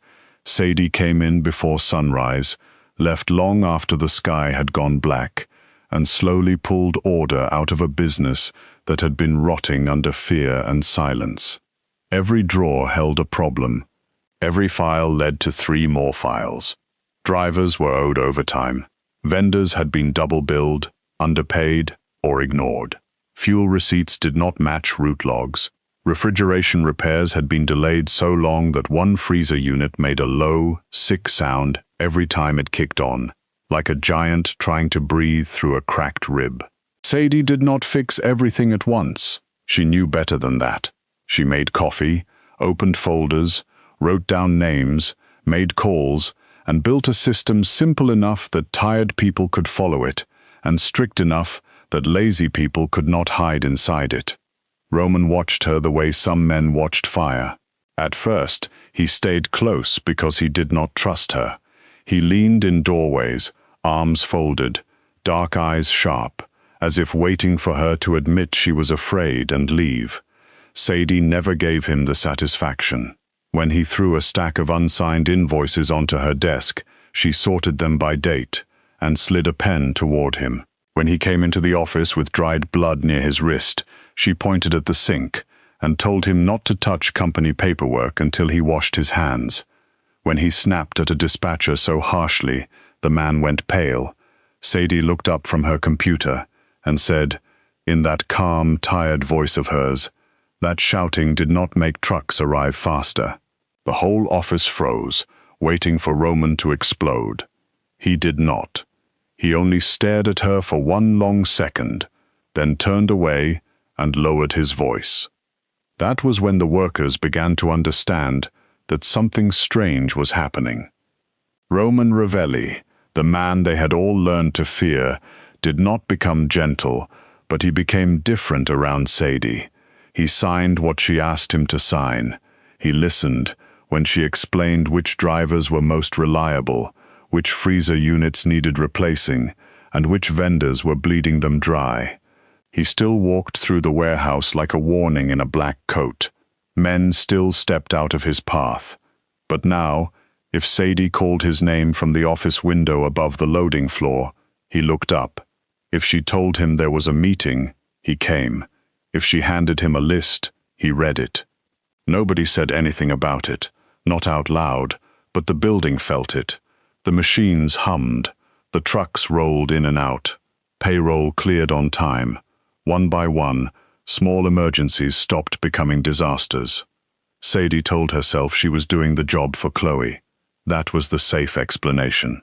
She was there because the salary meant real groceries, real medicine, and maybe one day a front door that locked properly. She was there because Carmine had erased a debt that had sat on her chest for years, like a stone. She was not there because Roman's eyes followed her when she moved through the office.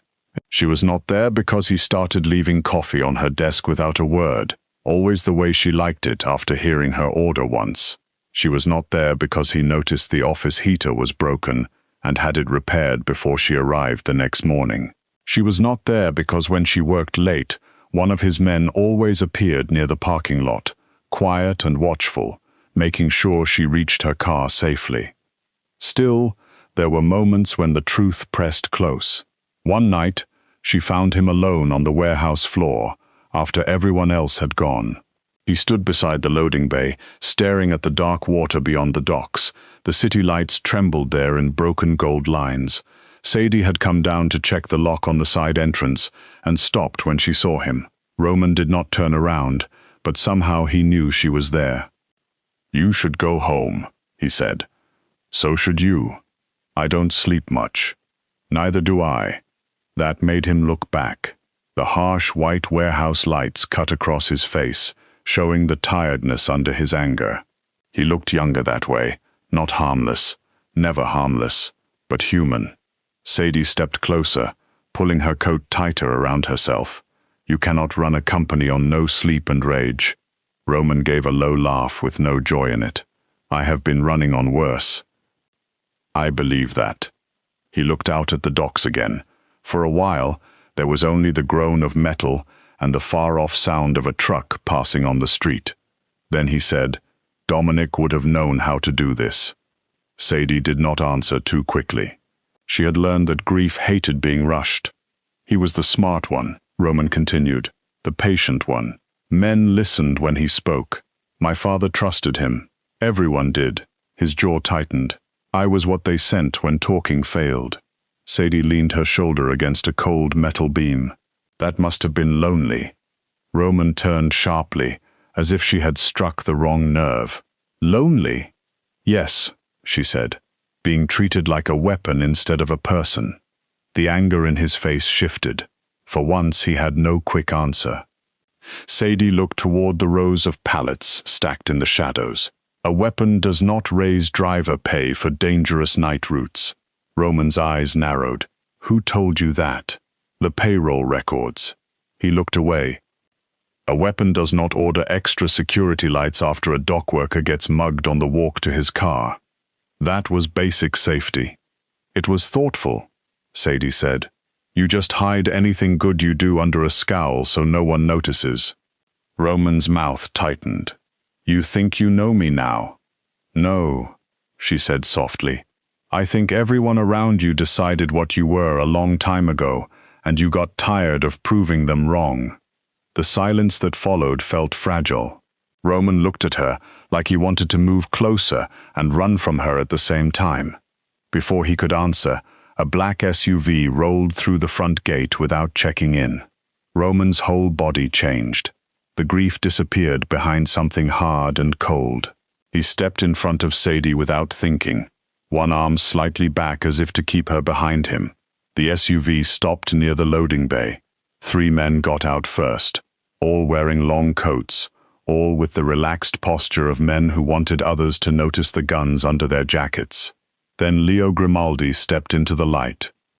Sadie knew him before anyone said his name, not because she had met him, but because he carried himself like the kind of man who had lived too long on borrowed power. He was handsome in a sharp, polished way, with a gold ring on one finger and a smile that did not reach his eyes.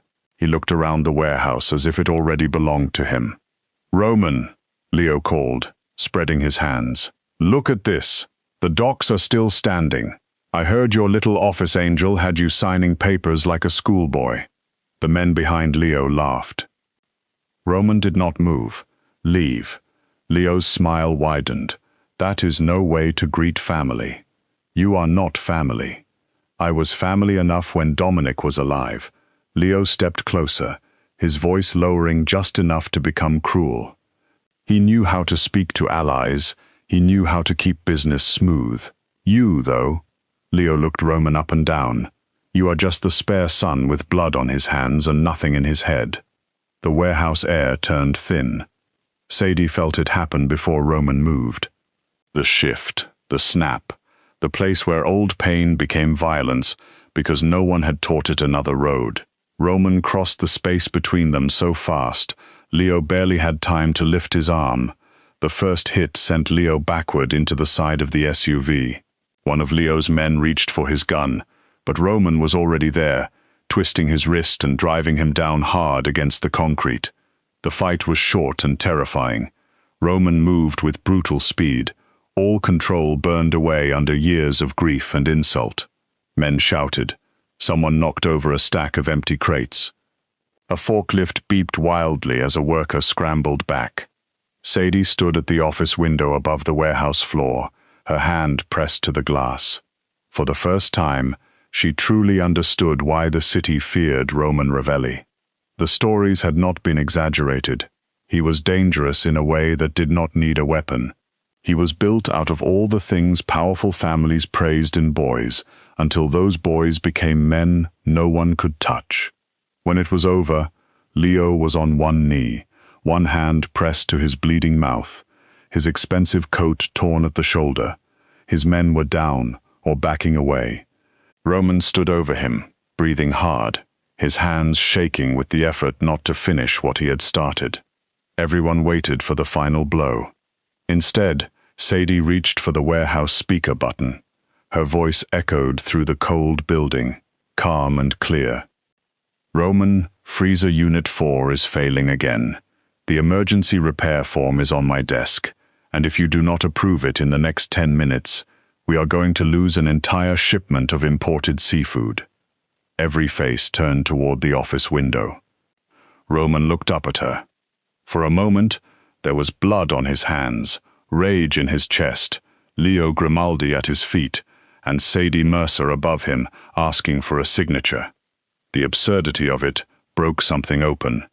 Not in a funny way, in a human way. Roman looked from Sadie to Leo, then back at Sadie. Slowly, he stepped away from Leo. "Get him out," Roman said to his men, voice rough. "If he comes back without an appointment, break the car before he gets out of it." Leo spat blood onto the floor. "You think she makes you look strong? She makes you look trained." Roman took one step toward him. Sadie pressed the speaker button again. "Roman." He stopped. Leo's face changed when he saw it. The obedience, the restraint. The fact that Roman Ravelli, wild son of Carmine, had just stopped for the fat woman in the office. Leo smiled through the blood, and Sadie felt a chill settle low in her stomach. Men like Leo remembered useful things. Later, Roman stormed into the office with blood on his shirt and fury still rolling off him. Sadie had the repair form ready. "Why are you not afraid of me?" he demanded. Sadie looked up from the desk. "I am." That seemed to catch him off guard. "I am not stupid, Roman. I saw what you did. I know what you can do." She pushed the form toward him. "But I am also tired. I have been tired for years. I have survived rent notices, hospital halls, men who put their hands where they do not belong, bosses who smiled while paying me less, and nights where I had to choose which bill could wait. I do not have the extra energy to perform terror for a man who already knows he is dangerous."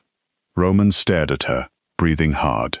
"If you want to be a monster," she said, her voice softer now, "do it after work. During business hours, people need you." Something in his face cracked. It was not weakness. It was pain finally finding air. He signed the form. After that night, Roman changed again. Not all at once. Not like a fairy tale where a kiss fixes what grief has broken. He still carried darkness. He still frightened people, but he began to think before he acted.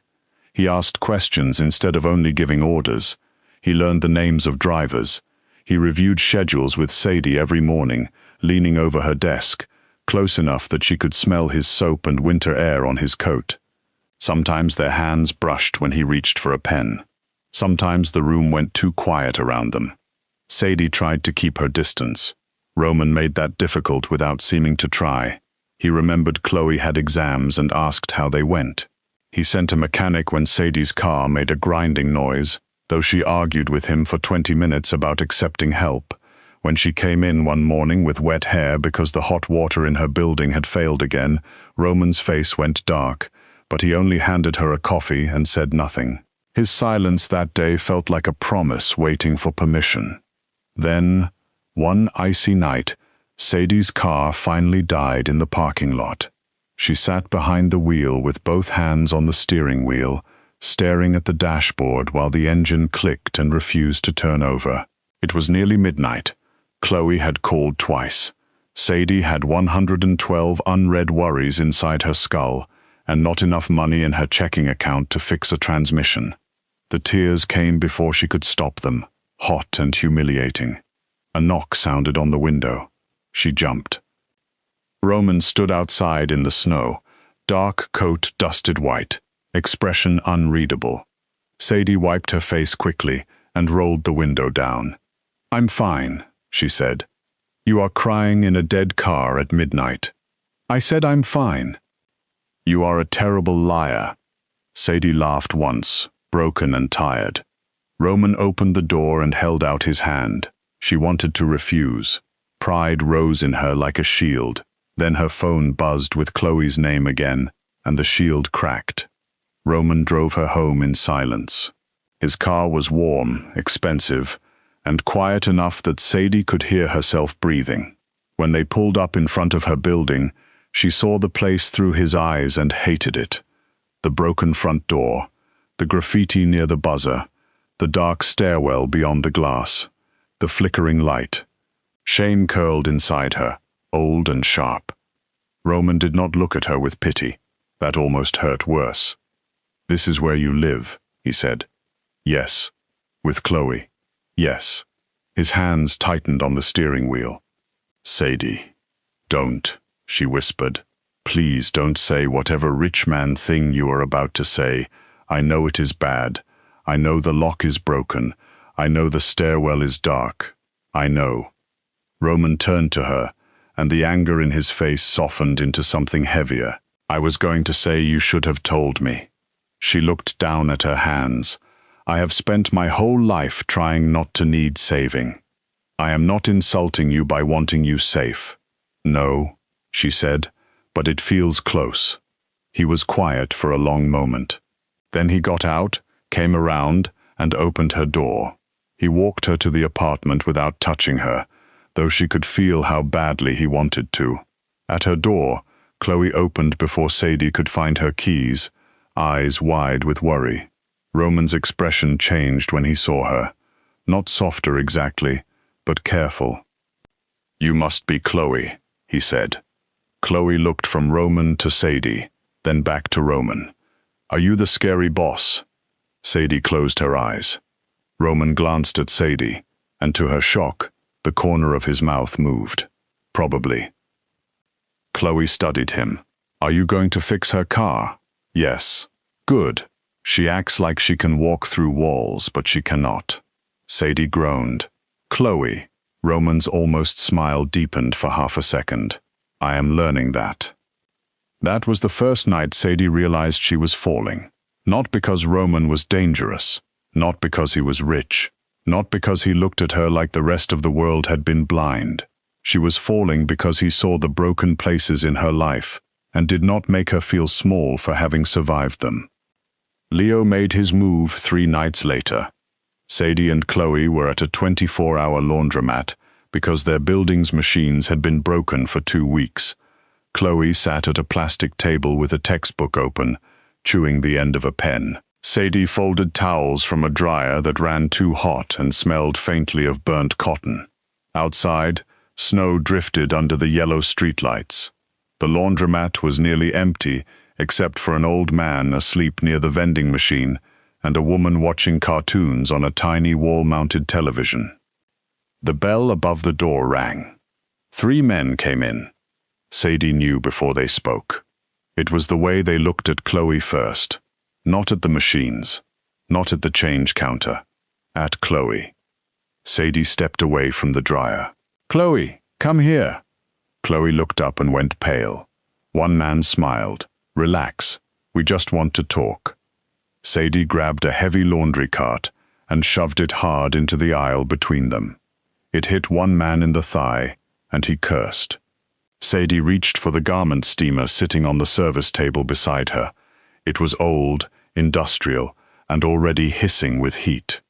"Take one more step toward my sister," Sadie said, voice shaking but loud, "and I will burn your face badly enough that your own mother has to guess who you are." The men stopped. The tallest one laughed. "Leo said you had a mouth. Leo should have come himself." Chloe was behind her now, crying quietly. Sadie kept the steamer raised. She knew she could not win. Not really. But Chloe was near the back exit. If Sadie could buy even 10 seconds, maybe that would be enough.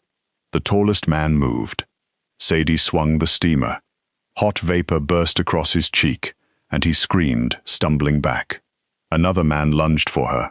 Sadie shoved the laundry cart again, but he caught it and threw it aside. His hand closed around her arm hard enough to bruise. Then, the front window shattered inward. Roman came through the doorway, like winter had given him a body. This time, his violence was not wild. It was not grief spilling over. It was quiet, cold, and exact. He moved through Leo's men with terrifying control, breaking hands, dropping bodies, removing threats without wasting emotion. Sadie held Chloe against her chest and watched him become every warning the city had ever whispered. Only now that darkness had a direction. It was not chaos. It was protection. When it was over, Roman stood in the middle of the laundromat, breathing evenly, his eyes fixed on Sadie. "Are you hurt?" he asked. Sadie tried to answer, but her throat closed. Chloe sobbed. She burned a guy. Roman looked at the man groaning on the floor, then back at Sadie. Good. That made Sadie laugh through tears, which only made her cry harder. Roman took them to his penthouse that night. It sat high above the city, all glass, steel, dark furniture, and silence. It was beautiful in the way a locked vault was beautiful, safe, cold, and empty. Chloe fell asleep in the guest room after Roman posted 2 guards in the hallway and gave her a hot chocolate, like he had no idea how normal people comforted teenagers, but was trying anyway. Sadie found Roman near the windows, looking out at the city below. "You should not be here," he said before she spoke. Sadie's heart hurt at the flatness in his voice. "Roman, my world touched you." His reflection in the glass looked haunted. "I knew it would. I told myself I could keep you near the edge of it and nothing would happen. That was a lie. You came." His jaw tightened. "Because they found you." "You came," she repeated. "You stopped them. You got Chloe out. You did not lose control." He turned then, eyes fierce and miserable. "You do not understand what I am. I understand more than you think. No." He crossed the room, stopping close, but not touching her. "If you stay, I will not love you gently. I do not know how to be soft with something I am terrified to lose. I will want you safe. I will want you close. I will want every person who ever made you feel invisible to regret breathing near you." His voice dropped. "I do not know how to want halfway." Sadie looked up at him. For years, people had asked her to be less, smaller, quieter, easier to pass by. Roman was not asking that. His want was frightening, yes, but so was being truly seen after a lifetime of hiding. "I am not asking for halfway," she whispered. Roman's control snapped, but not into violence. His hands came up to frame her face with desperate care, and he kissed her like he had been starving quietly for weeks. Sadie grabbed the front of his shirt and kissed him back, not timidly, not like a woman grateful to be wanted, but like a woman finally choosing what she wanted too. His mouth was warm, his hands careful, his body shaking with the effort to hold back the worst of himself and offer her only the truth. By morning, Roman had made a choice. The old Roman would have hunted Leo through the city and left fear behind as proof. This Roman sat at the dining table with Sadie, Chloe still asleep down the hall, and spread out every file Sadie had pulled from the cold storage records. Fake refrigeration contracts, shell vendors, missing cargo claims, altered fuel receipts, delivery logs changed after midnight, payments routed through companies that existed only on paper. Sadie had seen the pattern days ago, but had not understood all of it until Leo moved against her. Leo had not only insulted Roman, he had been using Roman's reputation as cover. While everyone watched the unstable son, Leo had quietly stolen millions from the Ravelli family. Roman read every page. Sadie watched his face as he did. No shouting, no broken glass, no wild threats, just a cold, growing focus. "He thought I was too angry to notice," Roman said. "He thought everyone was too afraid to tell you," Sadie replied. Roman looked at her. "But you were not." "I was," she said. "I just had invoices." Carmine called a meeting that afternoon at the Ravelli estate, a stone mansion beyond the old part of the city where the trees grew thick and the gates opened only for men with permission. Sadie wore a dark blue dress Roman had sent for, simple and soft, fitted to her body instead of hiding it. She almost refused it on principle, but Chloe told her she looked like a boss and then cried again, so Sadie wore the dress. The room was full of Ravelli leadership, older men with watchful eyes, younger men trying to look harder than they were. Carmine sat at the head of the table, grief and power carved into every line of his face. Leo arrived smiling, though the smile faded when he saw Sadie beside Roman. "What is this?" Leo asked. "You brought the waitress?" Roman did not move toward him. He did not raise his voice. "Her name is Sadie Mercer," Roman said, "and you will say it with respect." Leo laughed, looking around for support. Some men smiled weakly. Carmine did not. Roman placed the first folder on the table, then the next, then the next. Sadie spoke only when needed, explaining the records in plain language. She did not try to sound like the men in the room. She did not soften herself either. She showed them where the money had gone, how the shell vendors worked, which routes had been altered, which contracts were false, and how Leo had used Dominic's death and Roman's grief to hide the theft. With every page, Leo's face changed. First amusement, then irritation, then fear. "This is garbage," Leo snapped. "She made this up. She is some hotel server who got in his head." Roman finally smiled, and it was a dangerous thing. "You keep saying that like it makes you look better. A hotel server found what you hid from every man in this room." Carmine picked up the last file. He read quietly. Nobody interrupted him. At last, he looked at Leo. "You stole from my family," Carmine said. Leo stood. "Carmine, listen to me. I have listened long enough." The room shifted. Men near the doors moved. Leo looked at Roman then, really looked at him, and saw the difference too late. Roman was not shaking. He was not lunging. He was not giving Leo the cover of another public explosion. He was calm, and that made him far more frightening. "Your roots are gone," Roman said. "Your access is gone. Your protection is gone. Every man working under you answers to me by morning or does not work in this city again." Leo's face twisted. Dominic would never have let you sit in his chair. For a moment, old pain flashed across Roman's face. Sadie reached down under the table and touched his hand. Roman breathed once. Then he said, "Dominic is dead. I am not. And I am done apologizing for surviving him." The words settled over the room with a weight no threat could match. Carmine looked at his son for a long time. Sadie watched something pass between them, something wounded and unfinished, but alive. Carmine gave a small nod. "Roman keeps the company," Carmine said, "and the dock routes." A murmur moved through the room. It was not fear this time, not exactly. It was recognition. Carmine turned his eyes to Sadie. "You found this?" Before Sadie could answer, Roman did. "She did more than find it. She rebuilt the business while all of you waited for me to fail." He stood then, and every man in the room seemed to sit a little straighter. She is not the hotel girl. She is not the waitress. She is not temporary help. Her name is Sadie Mercer. She runs operations.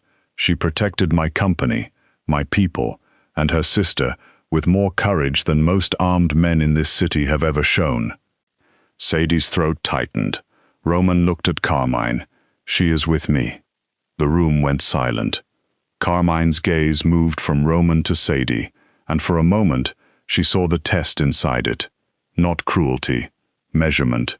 A man who had built an empire looking at the woman who had made his broken son listen. Sadie lifted her chin. "I am with him," she said, "but I belong to myself." For one breath, nobody moved. Then Carmine Ravelli smiled. It was small. It was tired. It was real. "Good," he said. "Then maybe he has finally chosen someone strong enough to stand beside him." Leo was taken out before sunset. Not with shouting, not with drama, just gone, the way men disappeared when powerful families decided they were no longer useful. Sadie did not ask where. She knew there were parts of Roman's world she would never find clean, but that night, when he brought her back to the cold storage facility, the building looked different to her. The same concrete walls, the same loading bays, the same cold air rolling out every time a freezer door opened. Yet something had shifted. The workers looked at Roman and did not lower their eyes as quickly. Mike from the warehouse gave him a careful nod.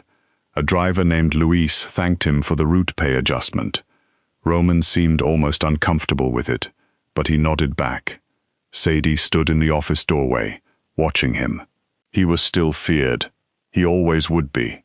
There was violence in him, history in him, shadows that would never fully leave, but the chaos no longer ruled him. He had learned the weight of his own hands. He had learned that power was not proved by breaking every room he entered. Sometimes power was signing the repair order, paying the driver, reading the file, listening when a tired woman told you the truth. Roman turned and found her watching. "What?" he asked. "Nothing. You are smiling." "I am allowed." He walked toward her, slower than usual, as if giving her time to step away. She did not. The whole office had gone quiet, everyone suddenly busy pretending not to look. Roman stopped in front of her. "Sadie Mercer," he said softly. "Yes? You made my people respect me." "No," she said. "You did that. I just made the paperwork harder to ignore." His eyes warmed in that quiet way that still made her chest ache. "You made me want to be worthy of what I inherited." Sadie swallowed. "And you made me feel like I did not have to disappear to survive." Roman lifted one hand, careful and open, and touched her cheek. "Never disappear on me." She leaned into his palm. "Then do not make me regret staying." "I won't. You will mess up. Probably. I will call you out. I know. You will hate it. I know that too." She smiled again, and this time he did too, faint but unmistakable. Then Roman Ravelli kissed her in front of the entire office, not to claim her like property, not to show the men she belonged beneath him. He kissed her like a promise made in full view of the world that had once looked past her. Sadie rose onto her toes and kissed him back, her hands gripping his coat, her soft body pressed against the man who had once filled every room with rage and now stood still because she was in his arms. Around them, the cold storage company kept moving. Phones rang, trucks backed into loading bays, freezer units hummed. Workers pretended not to smile. Outside, the city carried on with all its secrets, its dangerous men, its quiet debts, its hidden wars. But inside that office near the docks, Sadie Mercer was no longer background noise. She was the woman who had walked into Roman Ravelli's storm with a broom, a towel, and no patience for rich men's tantrums. She had not saved him by becoming smaller. She had not softened him by excusing the damage he caused. She had stood in front of him, tired and unshaken, and demanded that he become more than the worst thing people believed about him. Roman did not become harmless. The city would never be foolish enough to think that. He remained a Ravelli, still dangerous, still powerful, still capable of turning cold when someone threatened what he loved. But he was no longer a loaded gun firing in every direction. He became controlled. He became loyal. He became a leader who understood that fear could open doors, but respect kept them open. And Sadie, the fat hotel server who had spent years moving quietly through rooms full of men who never bothered to learn her name, became the one voice Roman Ravelli would always hear. She became the steady hand on the storm, the calm at the center of the cold empire, the woman who proved that true power did not always arrive with a gun, a title, or a family name. Sometimes it walked in at the end of a double shift, picked up the broken glass, handed a bleeding man a towel, and changed the fate of an entire city without ever asking permission. The first time Mara Bellamy held death in her hands, it looked like nothing at all, just a tiny glass vial of clear liquid resting in her palm, smooth and cold as ice, small enough to hide behind her fingers and powerful enough to turn the most feared man in Manhattan into a body on a white linen tablecloth. She had spent her whole life making things rise, soften, sweeten, and glow under warm kitchen lights. She knew the comfort of butter folding into flour, the shine of sugar pulled into amber threads, the deep smell of chocolate melting over steam. Mara made desserts for people who never knew her name, people who sat behind locked doors and spoke in quiet voices about money, elections, judges, borders, and blood. She fed powerful men every night. She had never imagined one of them would order her to kill. The Velvet Room stood on a quiet side street in Manhattan, hidden behind old stone walls and brass doors polished so brightly they looked almost golden in the rain. To anyone passing by, it seemed like an elegant private club for rich men with old last names and older secrets. Inside, it was something else. Politicians laughed under crystal chandeliers. Billionaires whispered over dry-aged steak. Judges drank expensive scotch in corners where no phones were allowed. Men with clean cuffs and dirty money came through private entrances and sat in rooms where the waiters knew never to repeat what they heard. The Velvet Room was not loud. It did not need to be. Real power rarely shouted. It leaned back, ordered another drink, and let everyone else tremble. Mara worked deep below all of it, in the warm, bright kitchen that smelled of vanilla, citrus peel, roasted nuts, and fire. She was 29, soft-bodied, round-faced, and beautiful in a way she had never been taught to believe in. Her arms were strong from lifting mixing bowls. Her hands were careful from shaping pastry dough until it obeyed her. Her dark hair was usually twisted into a messy knot under a cap, and her black chef coat never quite hid the generous curve of her stomach or the wide weight of her hips. In the kitchen, she moved with skill and calm, tasting sauces with the tip of a spoon, checking sponge cakes with a light press of her finger, and knowing from scent alone when caramel was seconds away from burning. She was good, better than good. But in a place like the Velvet Room, talent only mattered if it came in the right package. The front-of-house staff treated her like part of the equipment, useful, dependable, and easy to ignore. Wealthy women passed the kitchen doors in silk dresses that floated over narrow bodies, glancing at Mara with the same brief, bored look they gave to flower arrangements. Some of the male chefs respected her work but not her presence, praising her tort while joking that she probably tasted the batter too often. Mara had learned to smile with her mouth closed and keep her answers short. She had learned that people were uncomfortable when a fat woman was excellent at something. They preferred her nervous, grateful, and tucked away, so she stayed tucked away. She let the rich and the thin and the dangerous look through her, because being unseen had always felt safer than being studied. That was before Victor Orloff noticed her. It happened on a wet Thursday night after the dinner rush, when the city streets shone black beneath the streetlights, and Mara walked home with sore feet and a paper bag of leftover brioche tucked against her chest.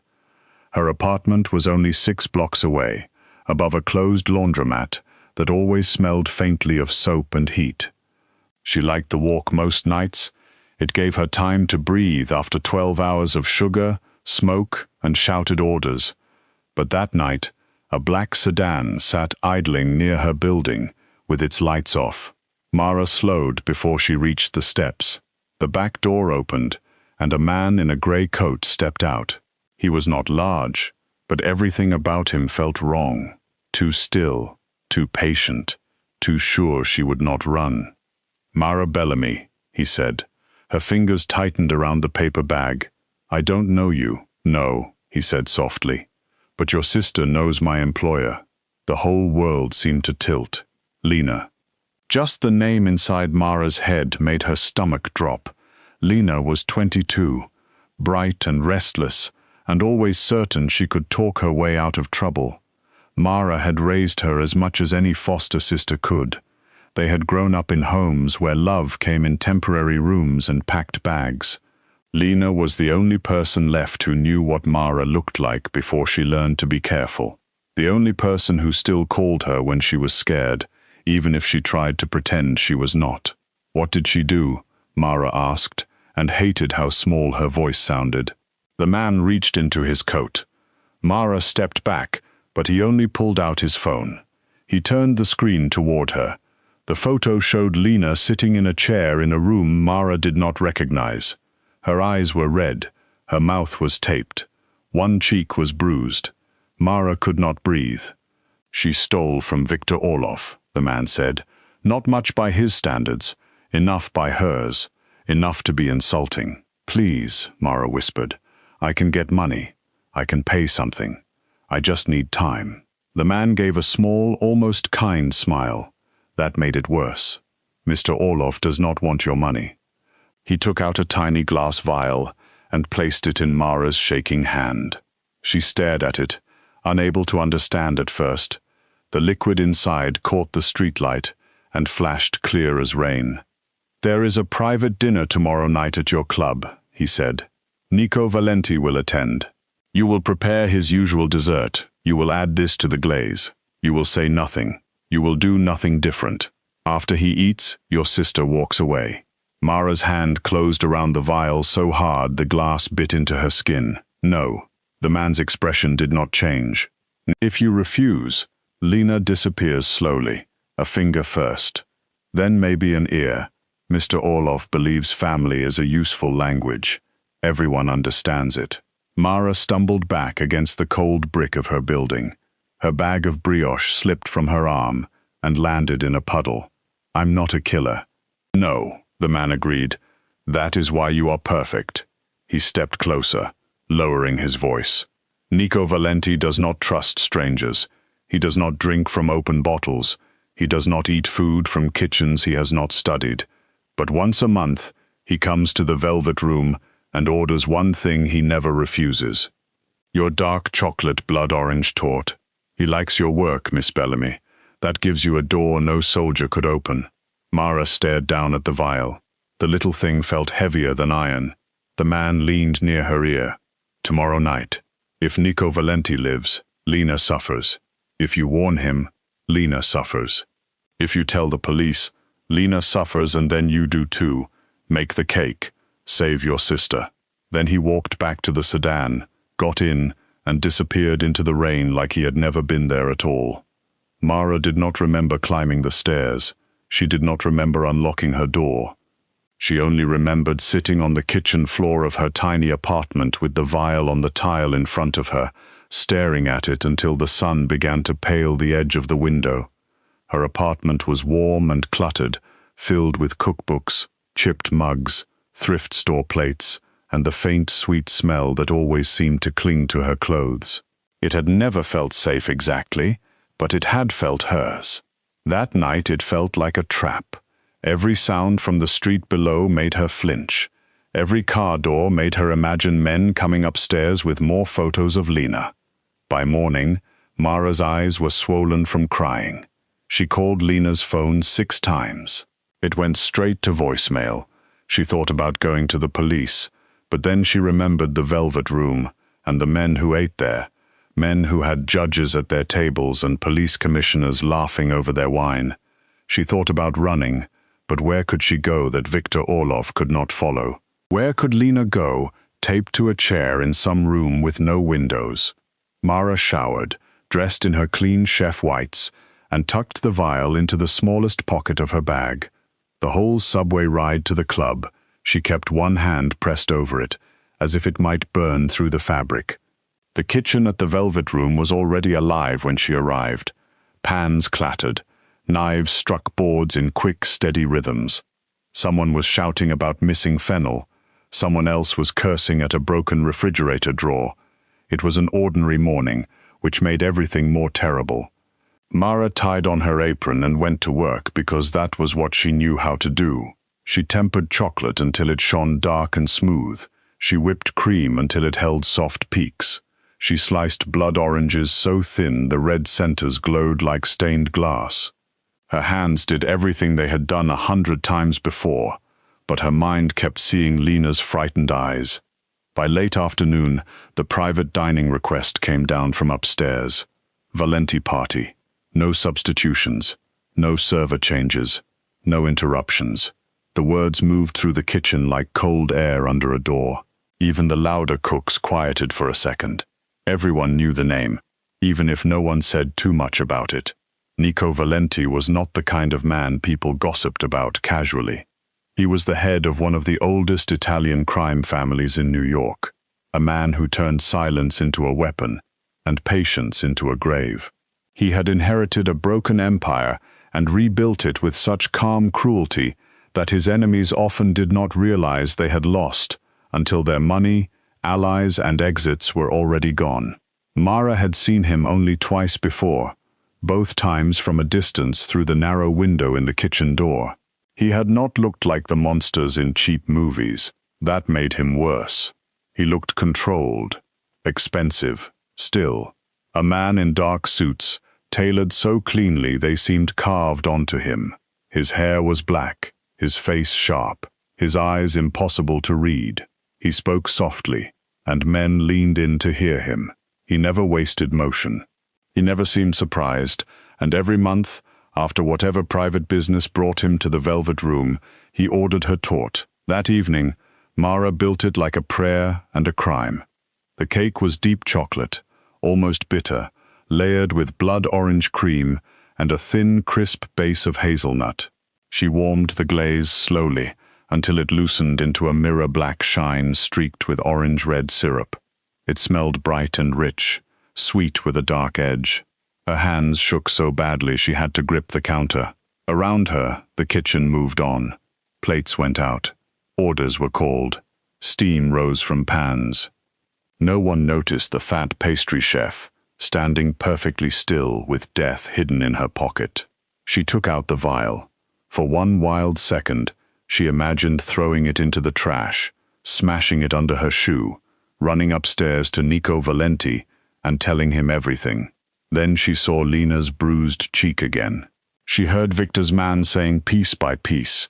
Mara pressed one hand over her mouth to hold back a sob. Then she uncorked the vial, added a few clear drops to the glossy blood-orange glaze, and stirred until there was no sign anything had changed.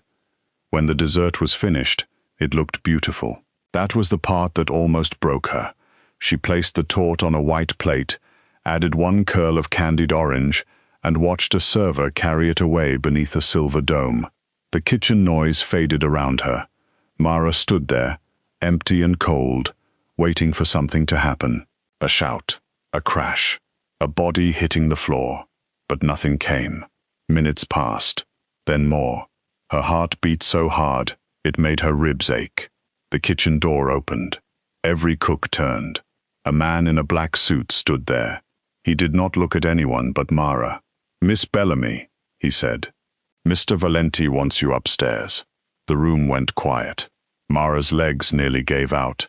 "Me? Now." No one joked. No one smirked. Even the head chef looked away as if he wanted no part of whatever came next. Mara wiped her hands on her apron, though they were already clean. She walked through the service corridor behind the man in black, past wine rooms and locked doors and walls lined with old portraits of people who had probably ruined lives before breakfast. Every step felt like it might be her last. The private dining room was at the end of a narrow hall. The guard opened the door and let her in. Nico Valenti sat alone at the head of a long table set for one. The room glowed with low golden light. Heavy curtains blocked the city outside. The air smelled of cedar, red wine, and something colder beneath it. The poisoned dessert sat untouched in front of him, the silver dome placed beside the plate like a fallen crown. Nico did not look angry. That frightened Mara more than rage would have. He simply watched her with dark, steady eyes, as if he had been waiting for this exact moment, long before she knew it was coming. "Mara Bellamy," he said. Her throat tightened. "Mr. Valenti." His gaze moved over her face, her trembling hands, her apron dusted faintly with cocoa powder. He did not look through her. He did not glance away from her body with polite discomfort. He looked directly, completely, almost too calmly, as if every inch of her had become part of a problem he intended to solve. "Do you know why you are here?" he asked. Mara forced herself to breathe. "You wanted to speak to the pastry chef." "I did. I hope there wasn't a problem with the dessert." For the first time, something almost like amusement touched his mouth. It was not a smile. It was sharper than that. There is a problem with the dessert. Mara's vision blurred. She gripped the back of the nearest chair to stay standing. I don't understand. Nico reached into his jacket and placed a familiar tiny vial on the table. Empty now. Clean. Damning. Mara stopped breathing. I know about Victor Orlov, he said. I know about your sister's debt. I know about the man outside your apartment. I know what he handed you, what he told you to do, and how long you cried on your kitchen floor afterward. The room tilted around her. Please, she whispered. Please don't hurt Lena. Nico leaned back in his chair. He was calm, but the quiet around him felt deadly. You tried to poison me. Mara's eyes filled. I know. You sent that plate to my table. I had no choice. Everyone has a choice. Not when the only family you have is tied to a chair somewhere. Her voice cracked, and the words came out raw. I'm not brave. I'm not part of this world. I make cakes. I make bread. I feed people. I didn't want you dead. I just wanted her alive. For a long moment, Nico said nothing. His eyes stayed on her, unreadable and deep. Then he stood. Mara flinched, but he did not touch her. He walked around the table and stopped close enough that she could see the clean line of his cuff, the faint scar near his thumb, the steady rise and fall of his chest. I intercepted Victor's messenger 3 hours after he came to you, Nico said. He talked before he died. Mara pressed a hand over her mouth. I allowed the plan to continue because I wanted to know what you would do. You watched me, she whispered, horror and anger twisting together. You knew? You knew Lena was in danger, and you let me think I had to do it? I needed the truth. The truth is, I was terrified. Yes, Nico said softly. And you still made the tort perfectly. The sentence should have sounded cruel. Maybe it was, but there was something else in his voice too. Something that felt almost like respect. Mara did not know what to do with it. He stepped closer. You are not careless. You are not stupid. You were forced into a corner, and still, you controlled your hands. That matters. Mara shook her head. Tears slipped down her cheeks. Are you going to kill me? Nico looked at the untouched dessert, then back at her. No. Her knees weakened with relief, so sudden it almost hurt. I am going to marry you.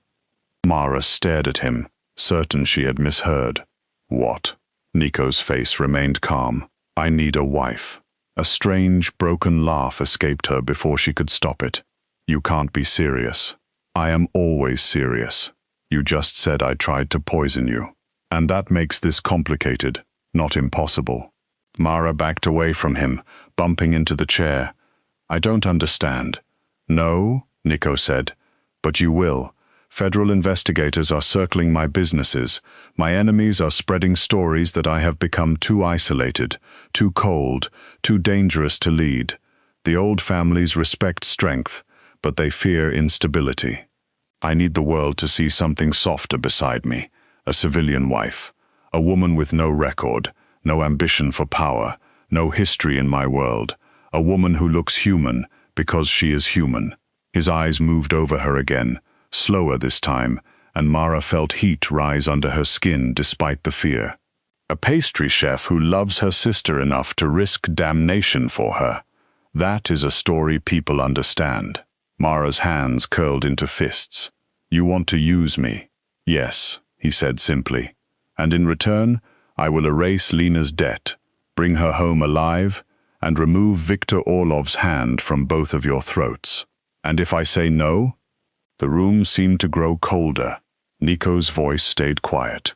Then I give Lena back to Victor, and I punish you for trying to kill me. Mara looked at him through her tears. She wanted to hate him. She did hate him. In that moment, he was as cruel as the world that had always decided her worth before she ever spoke.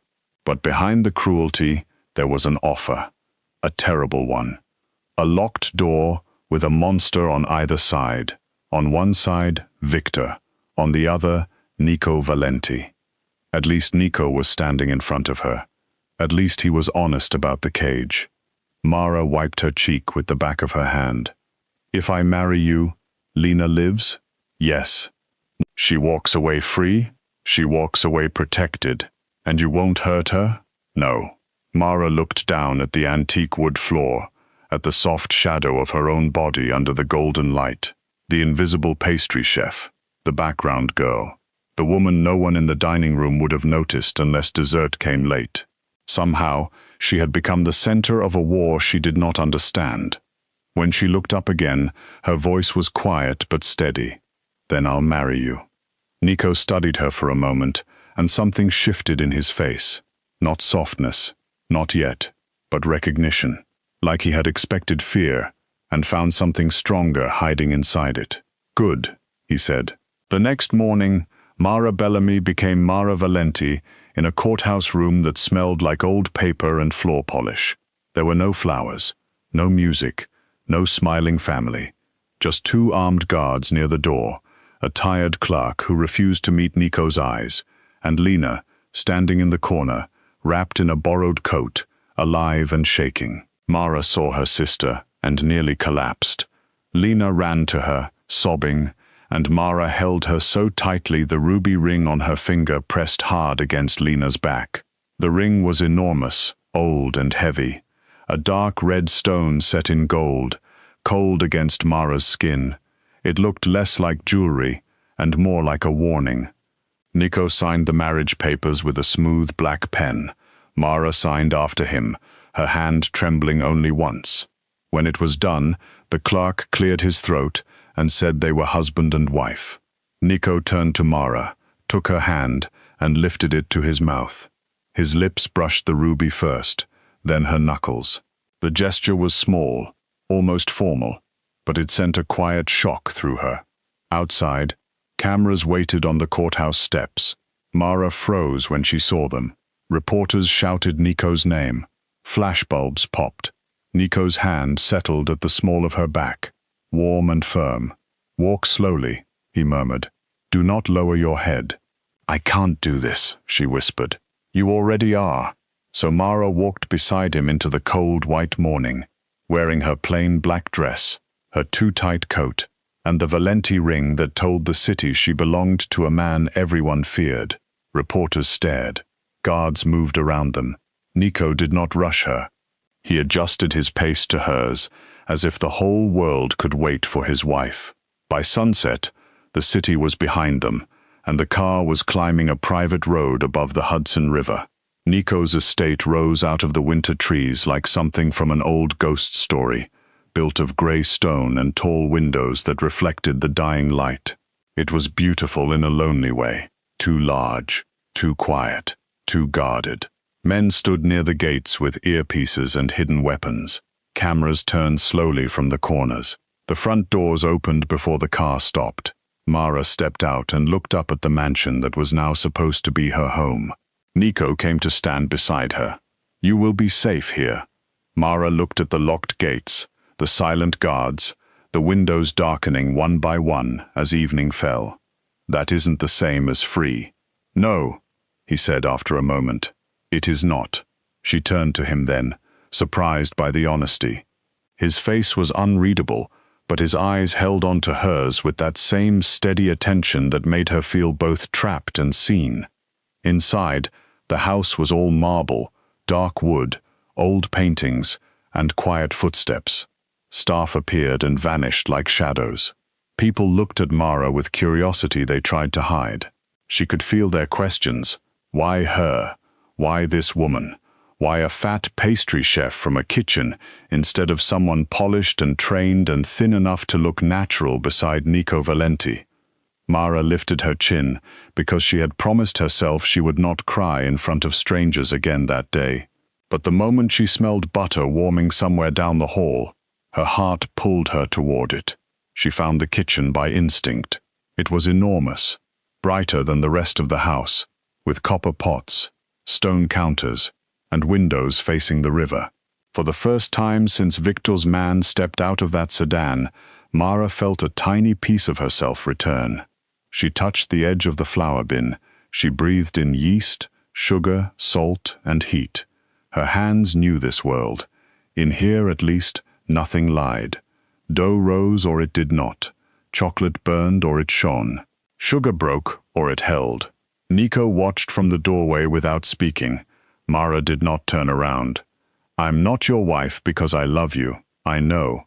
I'm not your wife because I wanted your money or your name. I know that too. She looked over her shoulder. And I'm not weak just because I was scared. For the first time since she had met him, Nico Valenti smiled. It was faint, dangerous, and almost beautiful. No, Mara, he said softly. That much was clear the moment you walked into the dining room and lied to my face with tears in your eyes. Her pulse jumped. She should have hated the way he said her name. Maybe she did. Maybe she hated that some part of her wanted him to say it again. The kitchen lights glowed warm around them, while the mansion settled into darkness beyond the door. Mara stood with flour on her fingertips, a ruby on her hand, and a husband made of secrets watching her, like she was the first honest thing his world had ever touched. She did not know yet that enemies were already whispering about Nico Valenti's strange new bride. She did not know that the women of his circle would sharpen their smiles for her, or that one of the men closest to him was already waiting for the right moment to betray him. All she knew was that her sister was alive, the poison had failed, and the cage she had stepped into was lined with gold, blood, and a kind of attention that frightened her almost as much as death. By morning, every locked room in Nico Valenti's estate seemed to know Mara's name. It moved through the stone halls in whispers, carried by guards who looked away when she passed, housekeepers who paused their work a second too long, and men in dark suits who pretended not to stare at the ruby ring on her finger. The pastry chef from the Velvet Room had become Mrs. Valenti overnight, and nobody in Nico's world believed in accidents. They looked at Mara as if she were a trick, a weakness, a soft mistake, wrapped in black fabric and nerves. Mara felt their eyes on her body most of all. She had spent years becoming familiar with that kind of glance, the quick measuring look, the quiet judgment, the silent question of why a woman like her was standing in a place meant for women who looked expensive, sharp, and hungry. Only now, those looks came with fear beneath them, because whether they understood it or not, the ring on her hand tied her to a man who could turn whispers into funerals. Mara tried to stay in the kitchen at first. It was the only place in that grand, cold house where she knew how to breathe. The estate chef, an older woman named Rosalia, watched her with careful eyes the first time Mara asked where the flour was kept. Mara expected offense, maybe even a sharp reminder that the wife of Nico Valenti did not need to bake her own bread. Instead, Rosalia handed her an apron and said nothing. That silence felt like mercy. Mara rolled dough on the stone counter while morning light poured over the river beyond the tall windows. She made small orange rolls scented with cardamom and brown sugar, not because anyone asked her to, but because her hands needed to remember they were meant for comfort, not poison. When the rolls came out golden and soft, the kitchen staff drifted closer despite themselves. One guard accepted one with a suspicious frown, then took another before leaving. Rosalia tasted hers, closed her eyes for a moment, and gave Mara one small nod. It was the first welcome Mara had received in the house. Nico found her there late in the afternoon, standing over a bowl of melted chocolate, still wearing the ruby ring under a dusting of flour. He stopped in the doorway and watched her quietly, the way he always did, as if he was not only looking at her, but listening to something inside her that no one else could hear. Mara felt him before she saw him. The room changed when he entered. Even the staff moved differently, quieter, straighter, like the air itself had put on a suit. "You missed lunch," he said. "I was busy. You made enough pastry to feed the West Wing. There are a lot of armed men in this house. Armed men eat." Something almost warm crossed his face. "They do when you bake." Mara turned back to the chocolate because looking at him for too long made her feel unsteady. "Was there something you needed?" "Yes." She waited. "Tonight, I am hosting dinner." The spoon stilled in her hand. Here? Yes. With who? My inner circle. Their wives, a few people whose loyalty needs reminding. Mara's stomach tightened. And I have to be there. You are my wife. The words landed softly, but they carried weight. Mara set the spoon down and wiped her hands on the towel. Nico, I don't know how to sit at a table with those people. I don't know their rules. I don't know who I'm supposed to smile at or who I'm supposed to fear. Fear no one. That sounds easier when you're you. Nico stepped closer. He had removed his jacket, and his black shirt was rolled at the forearms, making him look less like a man from newspapers and more like someone dangerous who had wandered into a dream by mistake. His gaze dropped briefly to her flower-streaked hands, then returned to her face. The rules are simple, he said. You sit beside me. You speak when you want. You owe them nothing. Mara let out a short, humorless laugh. People like them always think people like me owe them something. His expression hardened. Not anymore. She wanted to believe that. She wanted to believe a ring could protect her from a lifetime of being reduced to her size, her softness, her usefulness. But gold did not erase memory. Power did not erase shame. And Mara had known too many rooms where women like her were expected to laugh gently when the joke was their own body. That evening, a woman from the staff brought Mara a dress Nico had chosen. It was midnight blue, deep and rich, with long sleeves, a soft neckline, and fabric that moved over her curves instead of fighting them.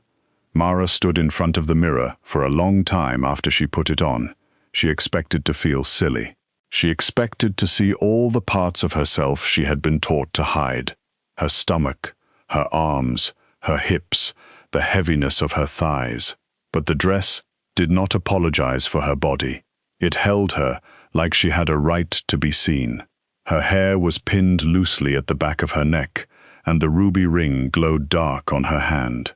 She looked older than she had yesterday. Not harder, exactly. Just less willing to disappear. Nico was waiting at the bottom of the stairs.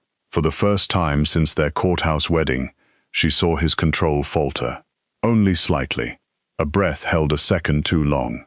His eyes moved over her, not with surprise, not with pity, but with a slow, quiet hunger that made Mara's skin warm under the blue fabric. You chose this? She asked, trying to sound calm. Yes, it fits. I know. She lifted an eyebrow. Did you have someone guess my measurements? No, he said. I noticed. Mara looked away first. It was safer. The dining room was already full when they entered. Men in tailored suits stood near the fireplace with drinks in hand. Women glittered beside them in silk and diamonds, their laughter light enough to hide knives inside. The room smelled of wine, roasted meat, expensive perfume, and judgment. Conversation thinned when Nico brought Mara in. Every face turned. For a breath, Mara felt like she was back behind the kitchen door at the Velvet Room, watching people from a place where she was not supposed to be seen. Then Nico placed his hand at her lower back, not pushing, not guiding too hard, just reminding the room that she was not alone. This is my wife, he said. Not my new wife, not Mara, not a temporary arrangement. My wife. The men dipped their heads, the women smiled. Mara had never trusted smiles that perfect. Dinner began with polite questions that were not truly questions. Where did you study? How long had you been working at the Velvet Room? Wasn't pastry such a charming little craft? Mara answered simply. She did not explain herself more than necessary. She did not say she had worked 16-hour days to become the best in a kitchen that never fully respected her.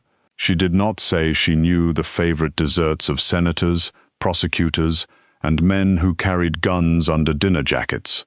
She did not say she had learned more secrets through a swinging kitchen door than most people learned from private investigators. Across the table sat Bianca Rinaldi, wife of one of Nico's older associates. Bianca was thin in a sharp, polished way, all cheekbones, diamonds, and pale pink lips. She watched Mara the way a cat watched a bird it had no intention of eating yet. At first, Bianca said little. She only smiled when the others spoke. but after the second glass of wine, her voice turned sweet enough to rot teeth. "It must be strange for you," Bianca said, lifting her glass. "All of this, the house, the staff, the table." Mara felt Nico's attention shift, but she answered before he could. "A little," Bianca laughed softly. "I imagine. One day in the kitchen, the next beside Nico Valenti. Life is funny. It can be. And brave of Nico, really," Bianca continued, her eyes sliding over Mara's body.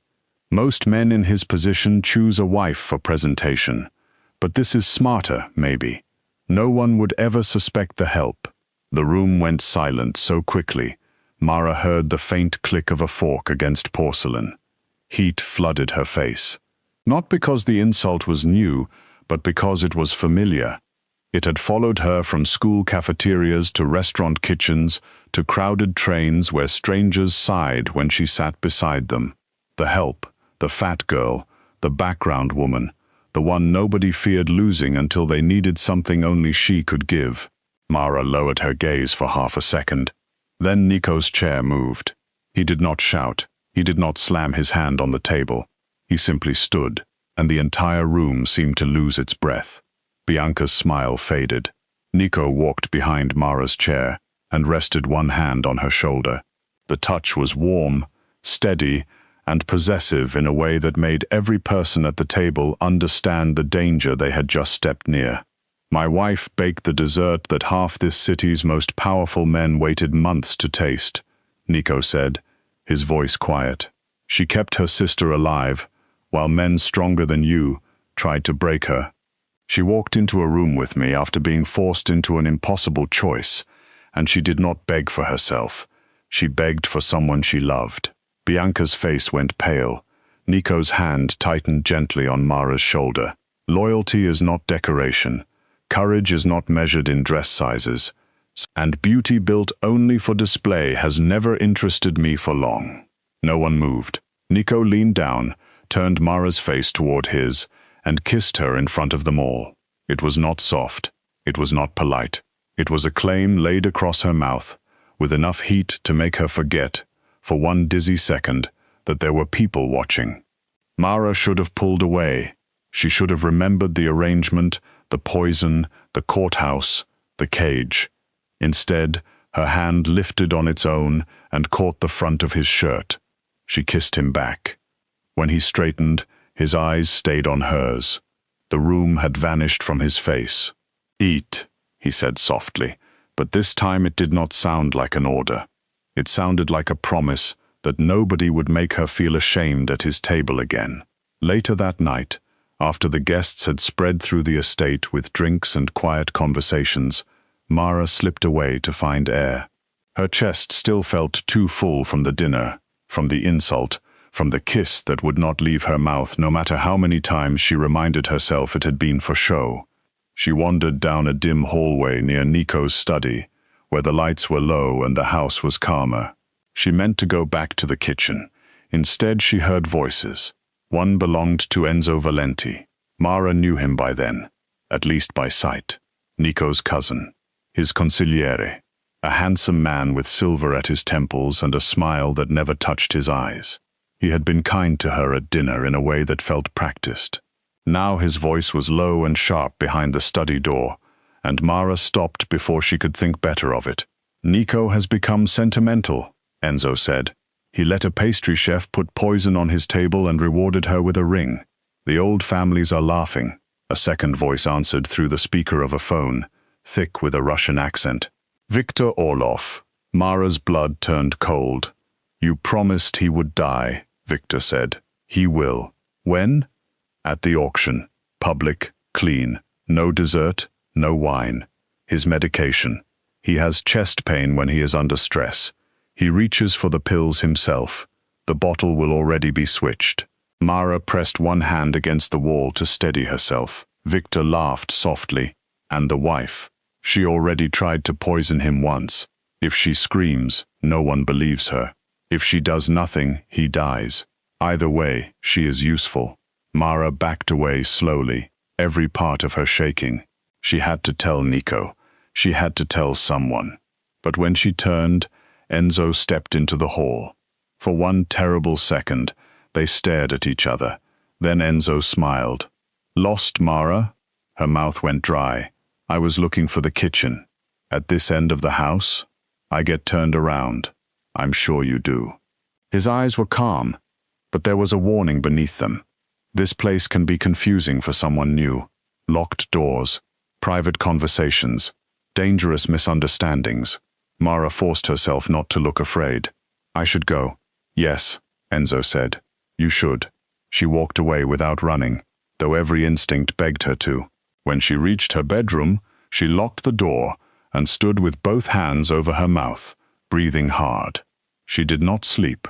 She sat beside the window until dawn, watching the river turn silver, trying to decide whether Nico would believe her, trying to decide whether Enzo had guards watching her door, trying to decide how to save a man she had been forced to marry, a man she had feared, a man she was beginning to care about in a way that made no sense and frightened her more than Victor ever had.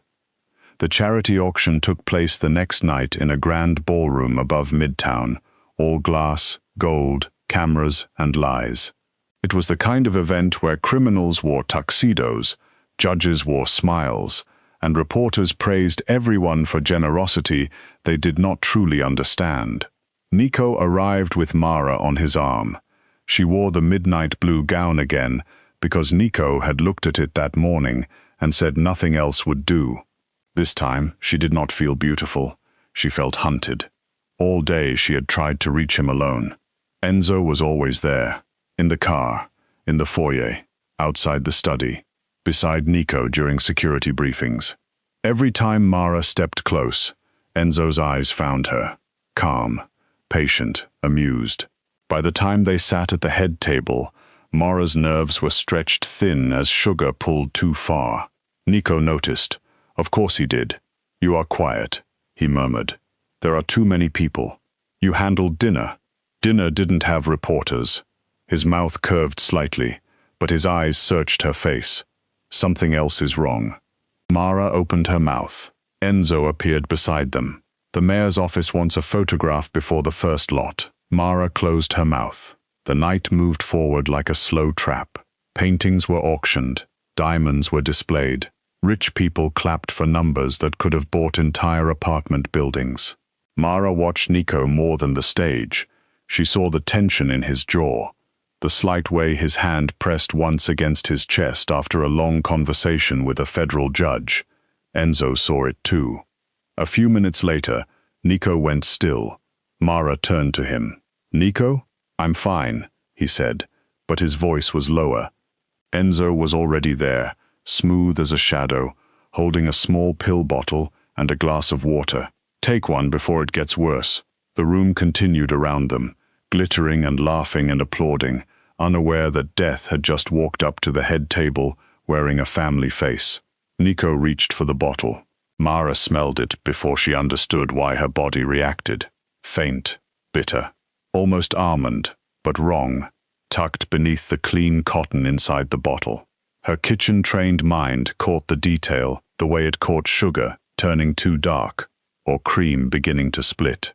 Her eyes dropped to the tablets in Nico's palm. Too glossy, too smooth. The edges were not right. Everything narrowed to his hand. Nico lifted the pill toward his mouth. Mara slapped it away. The tablet flew across the white tablecloth and disappeared under a champagne flute. The glass of water spilled. People gasped. A camera flashed. Nico turned to her, stunned. "Do not take that," Mara said. For a breath, no one moved. Then Enzo laughed, sharp and cold. "She's hysterical," he said, loud enough for the nearby tables to hear. "Someone get her out of here." Mara stood. Her legs shook beneath the gown, but her voice came out clear. The pills were switched. Enzo's face hardened. "You are making a scene." "Yes," Mara said, "because you counted on me being too scared not to." The ballroom quieted in waves. Nico's men began to move closer. Reporters turned. Bianca, seated 2 tables away, stared with her mouth slightly open. Enzo took a step toward Mara. "This woman tried to poison my cousin once already. Now she wants attention. Mara lifted the pill bottle from the table and held it out to Nico. Smell the cotton. Look at the tablets. They are too glossy. The coating is wrong. You know your medication. Test it. Nico did not look at Enzo. He looked only at Mara. Why? He asked softly. Because I heard him, she said. Last night, in your study, he was talking to Victor. For the first time, Enzo's mask cracked. Nico saw it. That was all it took. He gave one small nod to the guard at his right. The man took the bottle, opened it, and disappeared toward the back with another guard. The ballroom was silent now, every polished guest trapped between scandal and survival. Enzo's hand drifted toward his jacket. Nico, Mara whispered. Enzo pulled the gun. Nico moved faster. The sound cracked through the ballroom like thunder, and Enzo fell before his own shot could find a target. Screams broke out. Guests dropped under tables. Guards swarmed the room. Nico stepped in front of Mara so quickly his body became a wall between her and the chaos. His hand found her wrist, not rough, but desperate. Are you hit? No, she gasped. No, I'm okay. His eyes burned over her face, searching for blood, for pain, for anything that would give him someone else to destroy. Around them, his men shouted orders. Someone confirmed the medication had tested positive for poison. Someone else said Victor's men were moving outside. Nico's expression changed then, going cold in a way Mara had never seen. It was not anger, it was judgment. End it, he told his captain. Tonight. They took Mara upstairs to a private suite above the auction hall, while the ballroom below dissolved into sirens, locked doors, and whispered headlines. The suite was quiet, dim, and far too elegant for the way Mara was shaking. She stood near the window with her arms wrapped around herself, watching police lights bloom red and blue over the street below. She had saved him. She had done it. But now the fear came rushing through the space the danger left behind. Nico entered alone. For once he looked shaken, not weak. Never weak. But the perfect control had cracked at the edges. His bow tie was gone. His shirt collar was open. There was a faint mark of blood near one cuff, though Mara could not tell whose it was. He stopped a few feet from her. You saved my life, he said.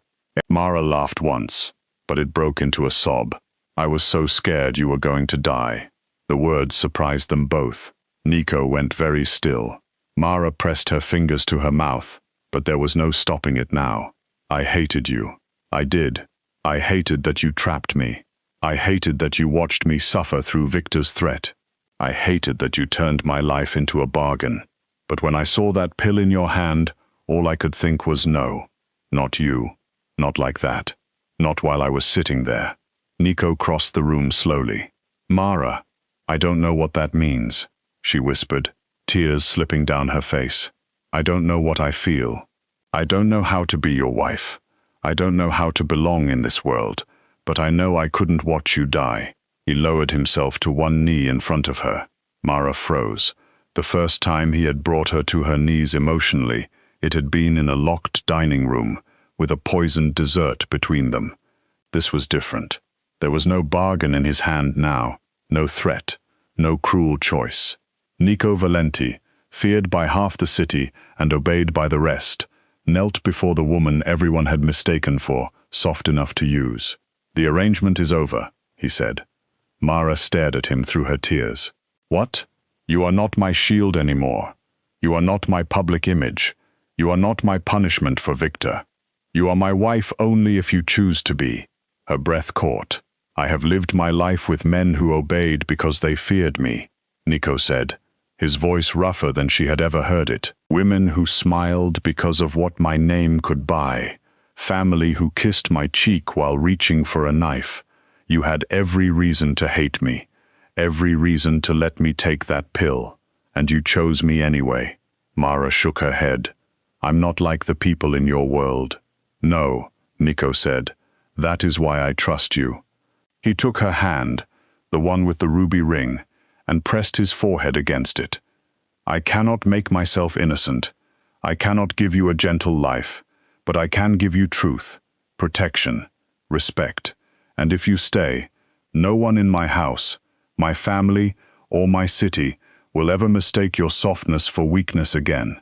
Mara looked down at him, this impossible man, this monster who had become her husband, this cage that had begun, against every warning in her heart, to feel less like a prison and more like a dangerous door opening. "What about Victor?" she asked. Nico's eyes lifted to hers. "Gone before sunrise." He was right. By morning, Victor Orlov's operation had collapsed so completely that men in his own circle were whispering prayers into burner phones. His warehouses were raided. His money vanished from accounts he thought no one could find. His bribed officials turned silent. His soldiers disappeared into airports, safe houses, and back rooms where Valenti men waited with patient hands. Victor himself was found alive, but ruined, handed over to enemies who had been waiting years for him to fall. Nico did not tell Mara the details. She did not ask. Some doors, she decided, could stay closed. Lena was moved into a safe apartment under a new name, with sunlight in the kitchen, and guards she never saw but slowly learned to trust. She cried when Mara visited her. She apologized until the words stopped making sense. Mara held her sister on the couch and stroked her hair the way she had when they were children in houses that never kept them long. She did not say everything was fine. It was not. Love did not erase damage. But Lena was alive, and that was enough to begin. Weeks passed, and the world adjusted, because the world always does. The newspapers called Mara mysterious. Society pages called her unexpected. Women who had mocked her sent flowers. Men who once would have looked past her now stood when she entered a room. Mara did not become cruel. That surprised people most of all.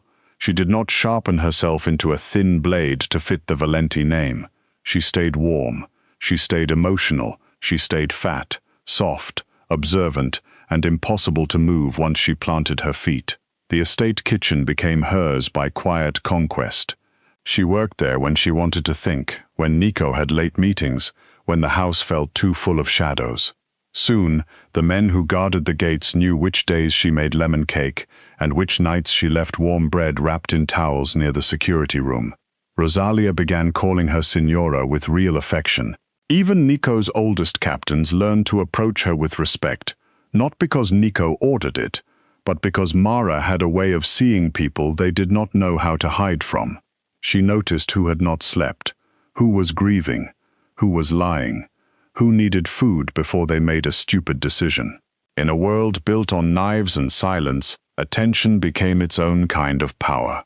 1 month after the auction, Nico brought Mara back to the Velvet Room. Not through the kitchen entrance, through the front doors. The brass doors opened for them as if the building itself remembered. Mara wore a deep green dress this time, simple and soft, with the ruby ring on her hand, and Nico beside her. The dining room went quiet when they entered. Men who had once eaten her desserts without knowing her face now watched her cross the floor. The head manager stammered a welcome. The chef came out from the kitchen, pale and nervous. Mara felt the old pull to shrink, to smile too quickly, to make herself harmless. Then Nico's hand touched her back. She lifted her head. They were seated in a private room, and after dinner, a server brought out the dark chocolate blood-orange torte. Mara stared at it for a long moment. The dessert that had almost made her a murderer. The dessert that had carried death to Nico's table and somehow led her into the strangest life she could have imagined. Nico picked up his fork, cut into the glossy glaze, and took a bite without hesitation. Mara's eyes widened. "You trust me that much?" He looked at her, across the candlelight. Completely. Something inside her softened and hurt at the same time. Later, when they returned home, snow had begun to fall over the Hudson. Mara stood in the estate kitchen long after midnight, making dough because she was too full of feeling to sleep. Nico found her there, as he always seemed to. He leaned against the doorway, watching while she worked flour into butter with steady hands. "You are thinking loudly," he said. "I didn't know that was possible." "With you, many things are possible." She smiled despite herself. I was thinking about the night I came here. I thought this house was the end of my life. And now? Mara looked around the warm kitchen, at the copper pots, the rising dough, the windows silvered with snow. Then she looked at Nico. Now I think maybe it was the end of one life. He came to stand behind her, wrapping his arms around her waist, careful not to crowd her unless she leaned back first. She did. His chest was warm against her back. His mouth brushed the side of her hair. "You are Mrs. Valenti," he murmured. Mara looked at the dough beneath her hands, soft and alive, becoming something new under pressure. Once, that name had felt like a chain. Now it felt heavier than freedom, but not cruel. It felt like a vow she was still deciding how to carry. "I'm still Mara," she said. "Yes," Nico answered. "That is the point." Outside, the river moved black and quiet beneath the snow. Inside, the house that had once felt like a cage breathed around her, like a sleeping beast that had finally accepted her touch. Mara Bellamy Valenti had entered the Mafia world with poison in her pocket and terror in her heart. She had been chosen because men mistook her invisibility for weakness. They saw her body and thought she would be easy to use. They saw her softness and thought she would break. They never understood that softness could survive what cruelty could not. In the end, Mara did not become queen because she learned to be cold. She became queen because she stayed warm in a world that punished warmth. She fed people who carried guns. She loved a sister who had nearly doomed her. She saved a husband she had every reason to hate. And when the dangerous men of New York spoke of Nico Valenti's wife, they no longer lowered their voices in confusion. They lowered them in respect. Because in a world of locked doors, hidden knives, and beautiful lies, Mara's heart had become the one thing no enemy knew how to fight. Nobody at the St. Aurelia Children's Surgery Gala expected the quiet woman standing near the back wall to become the reason an empire began to bleed. They saw the crystal lights, the champagne towers, the polished marble floors, and the rich donors smiling for cameras with diamonds at their throats and secrets in their pockets. They saw the hospital board members shaking hands, the surgeons laughing softly, the wives in silk, the men in custom suits, and the golden banners promising hope for sick children who needed life-saving operations. But almost nobody saw Nora Caldwell. That had always been the strange gift and curse of her life. She could stand in a room full of people and still feel like a shadow. But shadows notice things. Shadows hear what confident men say when they think nobody important is listening. And by midnight, every person in that room would learn that the woman they ignored was the one person they should have feared. Nora stood beside a tall arrangement of white roses and tried to breathe like she belonged there. The ballroom of the Bellamy Grand Hotel glittered above her like a dream built for other people. Every chandelier looked like frozen rain. Every table was dressed in ivory linen and gold plates. A string quartet played near the balcony doors, soft enough to make the whole evening feel gentle, even though Nora knew better. Fundraisers like this were never just about kindness. They were about power. They were about names on donor walls, photos in glossy magazines, and rich people buying a cleaner version of themselves for the public to admire. She smoothed one hand over the front of her dark blue dress. It was simple, elegant, and more expensive than anything she usually bought for herself. The fabric hugged her full waist and rounded hips more than she felt ready for. But her best friend had insisted she needed at least one dress that did not apologize for her body. Nora had laughed when she heard that. She had been apologizing for her body since she was 12 years old. At 31, she was tired of it. But being tired did not always make a woman brave. Sometimes it only made her quiet. She worked for the Caldwell Rose Hospital Charity Foundation as a senior forensic auditor, though most people at the gala knew her only as the woman who handled complicated spreadsheets in a small glass office on the 6th floor. Her job was to trace money through donation accounts, grant funds, supply invoices, surgery sponsorships, and emergency medical assistance programs. She followed numbers the way other people followed gossip. One wrong decimal, one strange vendor, one repeated invoice code, and her mind would catch it like a loose thread. She was good at finding what people tried to bury. That was why she had been invited tonight, at least on paper.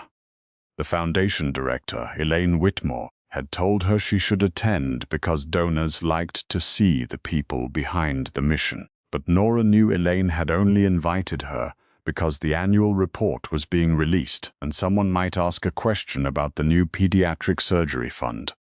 Nora was useful when numbers needed explaining. She was not useful when photographs were being taken.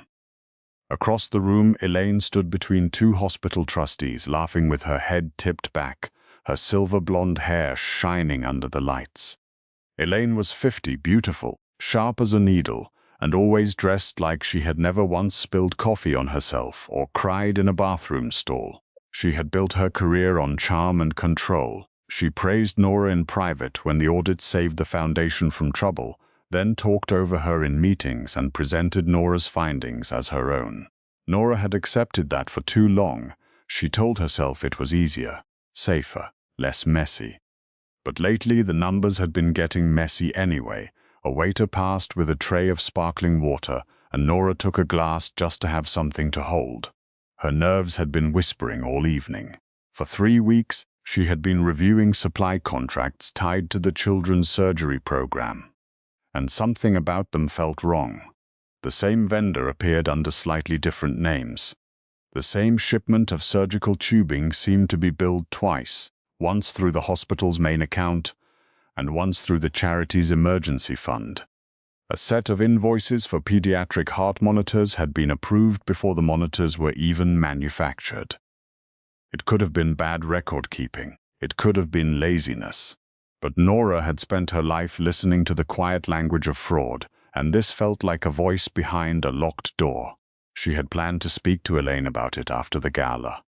Not tonight. Tonight was too public, too bright, too full of people who smiled with their teeth and watched with their eyes. Nora wanted to make it through the evening unnoticed, go home, take off the dress, wash the makeup from her face, and sit at her kitchen table with a mug of tea and the vendor files. She wanted order, proof, something clean enough that nobody could dismiss her. Then she heard his voice. Well, look who they let into the ballroom. Nora's fingers tightened around the glass. She did not have to turn around to know who was behind her. Some voices stayed in the body long after the person left your life. Bradley Harrison's voice was one of them, smooth and bright on the surface, with something spoiled underneath. She turned slowly. Bradley stood a few feet away in a black tuxedo that probably cost more than her monthly rent. His sandy hair was perfectly styled, his smile perfectly practiced, and his eyes had that same cruel amusement she remembered too well. He was surrounded by 3 men from the hospital board and a thin woman in a silver gown who looked at Nora with quick, measuring curiosity. Bradley had always liked an audience. When they were engaged, he had waited until dinner parties to correct her. He had waited until crowded rooms to make small jokes about her appetite, her clothes, her ambition, her body alone. He was softer, almost sweet. In public, he became a knife. Bradley, Nora said, keeping her voice calm, good evening. His gaze moved down her dress, slow enough to be noticed, rude enough to be understood. That's a bold choice. The woman in silver gave a tiny laugh. One of the board members looked down into his drink. Nora felt heat crawl up her neck. It's a charity gala. I dressed for the event. Oh, I can see that. Bradley took a sip of champagne. I just didn't realize the foundation was encouraging everyone to take up quite so much space this year. The words landed softly, but the room around them seemed to tilt. Nora heard the quartet continue playing. She heard a camera flash near the stage. She heard the murmur of donors rising and falling like water. She told herself not to react. That was the rule with men like Bradley. Do not give them the satisfaction. Do not let them see the wound. But he stepped closer, smiling wider. You know, Nora used to hate events like this, he told the small group around him. She always said she felt out of place. I tried to help, of course. I told her confidence matters, presentation matters, discipline matters, but some people just refuse to understand what the world expects from them. Nora's throat tightened. That's enough. Bradley's eyebrows lifted as if she had amused him. Is it? I'm only saying what everyone is thinking. This world has standards. Donors notice. Board members notice. Image matters, especially in medicine. People want to trust the face of a foundation. And you think that face should be yours? Nora asked quietly. A flicker of irritation moved through his eyes. It was small, but she saw it. She always saw the small things. Bradley leaned in, lowering his voice just enough to seem private while still making sure the others could hear. Careful. You're here because Elaine felt sorry for you. Don't confuse pity with importance. For a moment, Nora could not move. She felt 26 again, standing in a bridal boutique while Bradley's mother suggested a dress with sleeves because it would be more forgiving. She felt 28, sitting across from Bradley at a restaurant while he told her she would be beautiful if she really tried. She felt the old shame rise like dark water, familiar and cold, trying to fill every empty space inside her. Then the ballroom changed. It was not loud. No one shouted. No glass shattered. But something shifted near the entrance, and the energy of the room bent toward it. Conversations softened, heads turned. Even Bradley paused. Gabriel Moretti had arrived. Nora had seen him only in news articles and hospital press photos, but those photos had not captured the strange force of him. He was tall, broad-shouldered, and dressed in a midnight black suit that made every other tuxedo in the ballroom look rented. His dark hair was brushed back neatly, his face calm, his eyes unreadable. He moved with a quiet certainty that made people step aside before realizing they had done it. Two men followed behind him, both polished, both watchful, both carrying themselves like the kind of people who noticed exits before decorations. Gabriel Moretti was famous in two different worlds. In daylight, he was the owner of Moretti Medical Group, a network of private hospitals, luxury recovery clinics, surgical centers, and research labs that served politicians, celebrities, and billionaires. In whispers, he was something else entirely. People said his family had built its fortune in blood before cleaning it with white coats and marble lobbies. People said judges took his calls, police chiefs avoided his name, and hospital executives smiled too hard when he entered a room. Nothing was ever proven. Nothing had to be. He stopped near the center of the ballroom, accepted a greeting from the mayor's wife, kissed the hand of an elderly donor, and then looked across the room. His eyes found Nora, not Elaine, not Bradley, not the cameras. Nora, she felt it like a touch between her shoulder blades. Gabriel crossed the room with unhurried steps. The people around Nora seemed to stiffen as he approached. Bradley's face changed at once, the cruel little smile becoming something smoother, more respectful, and much more afraid. "Mr. Moretti," Bradley said, extending his hand, "I didn't know you were attending tonight." Gabriel did not take his hand. His gaze stayed on Nora for one more breath before moving to Bradley. "I almost didn't," Gabriel said. His voice was low, even, and easy to listen to, but there was something under it that made Nora's skin prickle. "Then I heard a man insulting the most valuable woman in this room, and I became curious." The silence around them widened.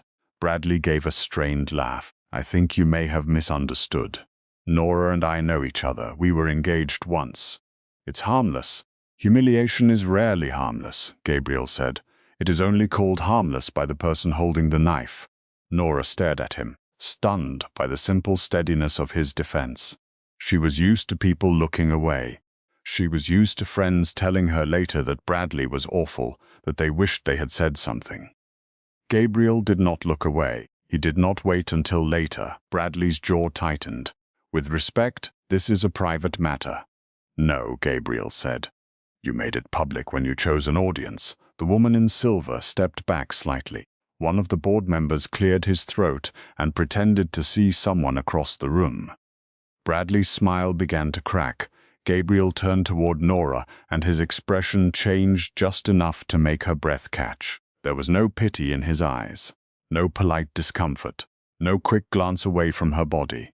He looked at her as if she were not something to avoid, not something to soften, not something to explain. He looked at her as if she was fully there, every inch of her, and none of it was a mistake.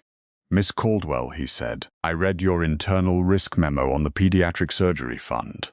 Nora blinked. You read that? I read everything that crosses my hospitals. That memo was marked for Foundation leadership only. Yes, Gabriel said softly. And yet it reached me. That should concern your leadership. Nora's pulse quickened. Behind Gabriel, Elaine had noticed the gathering attention. She was already moving toward them, her smile bright and tense. Bradley let out a short laugh. Nora is very good with paperwork. I'll give her that. But I wouldn't treat one of her little theories as gospel. She tends to get emotional. Gabriel's eyes moved back to him. Does she? Bradley's confidence returned a little, fed by old habit. She sees patterns everywhere. It's part of why our relationship became difficult. Not everything is a conspiracy. Sometimes a supply delay is just a supply delay. Sometimes a woman with a spreadsheet thinks she's more important than she is. Nora felt the sting, but this time it did not sink as deep. Gabriel's presence stood between her and the old wound like a locked door. How interesting, Gabriel said, because Miss Caldwell's little theory matches a concern my own private auditors flagged this morning. Elaine arrived then, breathless beneath her careful smile. Gabriel, I'm so glad you made it. We were hoping to speak with you before the pledge announcement. I'm sure you were, he said. Elaine looked from him to Nora to Bradley, reading the tension quickly. Is everything all right? That depends, Gabriel said. Would you like to explain why a charity fund for children's surgery has paid nearly $3 million to a medical supply vendor that appears to have no warehouse, no staff, and no valid import license? Elaine went very still. The words moved through the nearby guests like wind through silk. A few people turned, a few leaned closer. Bradley's face drained of color so fast Nora almost forgot to breathe. Elaine recovered first. That sounds like an accounting error. Nora, did you bring this to Mr. Moretti without authorization? No, Nora said. Her voice was soft, but it did not shake. I didn't. Gabriel tilted his head slightly. She didn't have to. Your system did. Bad fraud leaves fingerprints. Arrogant fraud leaves a trail. Bradley stepped back. This really isn't the place. Gabriel finally smiled. It was small, controlled, and cold enough to quiet every person within earshot. I agree. A gala for sick children is a poor place to discuss stolen money. But you chose to insult Miss Caldwell here in front of donors, so here is where I will correct the record. Bradley swallowed. Gabriel reached into his jacket and removed a folded slip of paper. He handed it not to Bradley but to Nora. She unfolded it with careful fingers. It was a summary of personal debt holding, private loans and overdue payments tied to Bradley Harrison. The numbers were large, dangerous large. There were also transfers from an account linked to Harrison's consulting, a shell company Nora had seen once before in a vendor cross-reference report. Her heart began to pound. Bradley's voice sharpened. Where did you get that? Gabriel did not answer him. Miss Caldwell, do you recognize the vendor code near the bottom? Nora looked again. The room seemed to fade around the edges. There it was. A code tied to the fake surgical supply contracts. A code she had highlighted 3 nights ago in yellow, then circled twice because something about it felt wrong. Yes, she whispered. It's connected to the pediatric equipment invoices. Bradley's calm broke. This is insane, Nora. Don't be stupid. You have no idea what you're looking at. Gabriel moved 1 step closer to Bradley, and that single step made Bradley stop talking. Do not speak to her like that again. The words were quiet. They were also final. For the first time since Nora had known him, Bradley looked small. Elaine placed a hand gently on Gabriel's arm, though her fingers trembled. Perhaps we should move this discussion somewhere private. Gabriel looked down at her hand until she removed it. Yes, he said, we should, but Miss Caldwell comes with me. Elaine's smile sharpened. Nora works for the Foundation. Not anymore, Gabriel said. Nora's head turned toward him. I'm sorry? I'm offering you a contract, he said, still watching Elaine. Independent authority. Full access to Mori medical accounts, hospital procurement records, private clinic vendor files, and Foundation-linked transfers. You will report directly to me. No middlemen. No one editing your findings before they reach my desk. The words felt impossible. Full access. Direct authority. No Elaine standing in front of her work with a smile and a lie. No Bradley calling her emotional because she noticed what he wanted hidden. Elaine laughed lightly, but it sounded thin. Gabriel, Nora is talented, of course, but she doesn't have the experience for that level of responsibility. Nora looked at her boss then, really looked at her. The perfect hair, the perfect dress, the perfect mask. For years, Nora had believed Elaine was hard on her because she expected excellence. Now she wondered if it had always been something else. Fear, maybe. Or control. Gabriel's gaze did not leave Elaine's face. Miss Caldwell found what your executive team missed. My team was still reviewing the matter. No, Gabriel said. Your team was burying it. The softness left Elaine's eyes. It was only for a second, but Nora saw it. A flash of anger, not surprise, not confusion. Anger, and there it was again, that quiet click inside Nora's mind. The sound of a pattern finding its place. Bradley was involved, his debts made that clear, but he had never been smart enough to build a fraud scheme this clean. He was vain, careless, hungry for status. He could use a door someone else opened, but he could not design the maze. The false vendors, the staggered invoice dates, the duplicate accounts hidden behind charity subfunds, the way Nora's own audit requests had been delayed or redirected for months. Someone with inside power had shaped the path. Nora looked at Elaine's hand, resting too calmly against her silver clutch. A soft fear opened in her stomach. Gabriel noticed. Of course he noticed. His eyes moved to Nora's face with sharp attention, but his voice stayed smooth. Miss Caldwell, he said, would you care to step outside with me? The whole room seemed to hold its breath. Nora thought about leaving. She thought about handing back the paper, going home, locking her door, and pretending she had never heard the name Harrison Consulting. She thought about the children smiling from the photos on the donation screens near the stage, small bodies in hospital beds, tiny hands wrapped around stuffed animals, parents praying for surgeries they could never afford alone. She thought about millions of dollars meant for them slipping away through fake companies and polished hands. Then she thought about Bradley's voice, saying she did not belong. Nora folded the paper once, then again, and held it at her side. Yes, she said, I would. Gabriel offered his arm. For one strange second, Nora simply looked at it. Men like him did not offer arms to women like her in rooms like this. Men like him did not wait patiently while she decided whether to trust the gesture. But Gabriel waited. No pressure, no smile, just a steady hand and a quiet kind of certainty. Nora placed her hand on his arm. The murmurs began at once. They followed her as Gabriel led her through the ballroom, past the white roses, past the champagne, past the donors, who suddenly seemed very interested in the woman they had ignored 10 minutes earlier. Nora felt their eyes on her dress, her body, her face, her hand resting on Gabriel Moretti's sleeve. For once, she did not shrink from it. Bradley called her name behind them. Nora. She paused, but she did not turn. His voice changed, dropping into the tone he used when he wanted to pull her back under control. Don't do this. You don't understand what kind of man he is. Gabriel stopped beside her. The air cooled. Nora looked back over her shoulder. Bradley stood under the chandelier, pale and furious, his expensive confidence breaking around the edges. No, Nora said softly. I think I'm finally starting to understand what kind of men all of you are. She turned away before he could answer. Gabriel led her out through a side corridor lined with old paintings and closed doors. The music faded behind them until it sounded like a memory. At the end of the hall, 2 men in dark suits opened a private elevator. Nora stepped inside with Gabriel, and when the doors closed, the ballroom disappeared. For several seconds, neither of them spoke. The elevator moved downward with a soft hum. Nora stared at her reflection in the polished brass doors.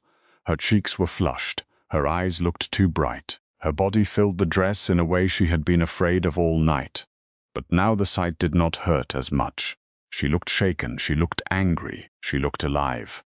Gabriel stood beside her, close but not crowding her. You handled that well, he said. Nora let out a breath that almost became a laugh. I nearly threw up. But you didn't. That's your standard for handling things well in my world, Gabriel said. Remaining upright is often a respectable beginning. Despite everything, she smiled. It was small but real. The elevator doors opened into an underground parking level so clean it looked unused. A black car waited near the private exit, engine running, windows dark. One of Gabriel's men opened the back door, but Gabriel did not move toward it yet. He turned to Nora. "You have a choice," he said. "You can go home tonight. I'll have a driver take you. I'll make sure Harrison does not come near you. I'll make sure your job is protected until you decide what you want." Nora studied him carefully. "Or, you come with me to Moretti Medical Headquarters. We start now. You look at the accounts with full access. You tell me how deep this goes. And if it goes deeper than Bradley." Gabriel's expression darkened, not with surprise but with confirmation. "Then we keep digging." Nora glanced toward the car. Every sensible part of her knew she should be afraid. Gabriel Moretti was not a safe man. His kindness had edges. His calm had weight. He had exposed Bradley in front of half the city without raising his voice. And somehow that was more frightening than a shout. But the fraud was real. The children were real. The money was gone. And for the first time in her career, someone powerful was not asking her to make the truth smaller. She looked down at the folded paper in her hand. For years, Norris had tried to take up less space. Less room at tables. Less attention in meetings. Less anger when people stole her work. Less pain when men like Bradley turned her body into a joke. She had made herself quiet because quiet felt safe, but safe had not protected her. Safe had only made her easier to use. Nora lifted her chin and looked Gabriel Moretti in the eye. "I'll need access to the vendor master file, payment approvals, purchase orders, donor restrictions, and every contract tied to pediatric surgery for the last 5 years. A slow, almost pleased look moved across Gabriel's face. "You'll have it. And I don't want," Elaine warned. "She won't be." "And Bradley?" Gabriel's eyes grew colder. "Bradley is already making calls he should not be making. My people are listening." A shiver passed through Nora, but it was not only fear, it was the feeling of standing at the edge of something dark and vast, knowing there was no way back to the small life she had lived that morning. She stepped toward the car. Gabriel waited until she was seated before getting in beside her. The door closed with a heavy, sealed sound. The city lights slipped across the dark glass as the car pulled away from the hotel and moved into the night. Nora held the paper in her lap, her fingers resting over the numbers that had started to reveal the shape of a crime. Somewhere above them, the gala continued. Donors laughed. Cameras flashed. Elaine smiled. Bradley lied. But beneath all that glitter, something had cracked open. Gabriel looked out the window, his face half lit by the passing street lamps. Nora looked down at the vendor code one more time. And for the first time all evening, she was not trying to disappear. The black car moved through the sleeping city like it already knew where the truth was hiding. Nora sat in the back seat with Gabriel Moretti beside her, the folded paper still warm beneath her fingers, the numbers printed on it, pressing into her thoughts harder than any insult Bradley had thrown at her. Outside the tinted window, the hotel lights disappeared behind them, replaced by empty streets, glowing traffic signals, and tall buildings with only a few lonely office windows still awake. The world looked calm from the outside. That was the frightening thing about corruption. It did not always look like a monster. Sometimes it wore a tuxedo. Sometimes it smiled beside donation banners. Sometimes it stood at a microphone and promised to save children while quietly stealing the money meant to heal them. Nora looked down at the vendor code again. Harrison Consulting was not just a loose thread. It was tied into something larger, something that had been built slowly and carefully, while everyone was too busy clapping at fundraisers to hear the sound of money being drained away. She could feel the shape of it now. Fake medical supply contracts, inflated invoices, emergency surgery funds moved through temporary accounts, approval chains that looked clean only if no one looked at them for too long. And at the center of it, somewhere behind the polished smiles, stood Elaine Whitmore. Nora did not have all the proof yet, but her instincts had gone quiet in that dangerous way they did when they had already made up their mind. Gabriel watched her without speaking. He did not fill the silence with comfort she had not asked for. He simply sat beside her, steady and dark, while the city slid past them. It should have made her nervous, being alone with a man like him. But Nora had spent too many years around polite men who cut deeply with soft voices. Gabriel's danger was different. It did not hide from itself. It stood in the room and waited for the truth to come out. Moretti Medical Headquarters rose over the river like a tower of glass and steel, its upper floors shining with a cold silver light. At street level, it looked like any other luxury medical company, clean, expensive, and built to reassure people with money. But when Gabriel's car entered the private underground garage, Nora saw another version of it. Security doors opened before them. Cameras turned silently. Men in dark suits stood near elevators with calm eyes and earpieces tucked neatly against their collars. The building had a heartbeat under its marble. Not loud, not obvious, but real. Gabriel stepped out first and offered Nora his hand. This time she did not hesitate as long before taking it. His palm was warm, his grip firm without forcing her. He led her toward a private elevator, and the doors closed behind them with a soft sound that felt final.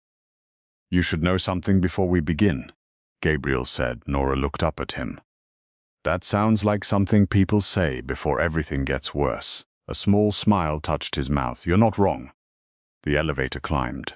"My medical empire is clean where it needs to be clean," he said. "Hospitals, clinics, patient care, surgery programs. I do not allow people to suffer for profit inside my walls. But outside your walls," his eyes remained forward. "Outside my walls, the world is less clean."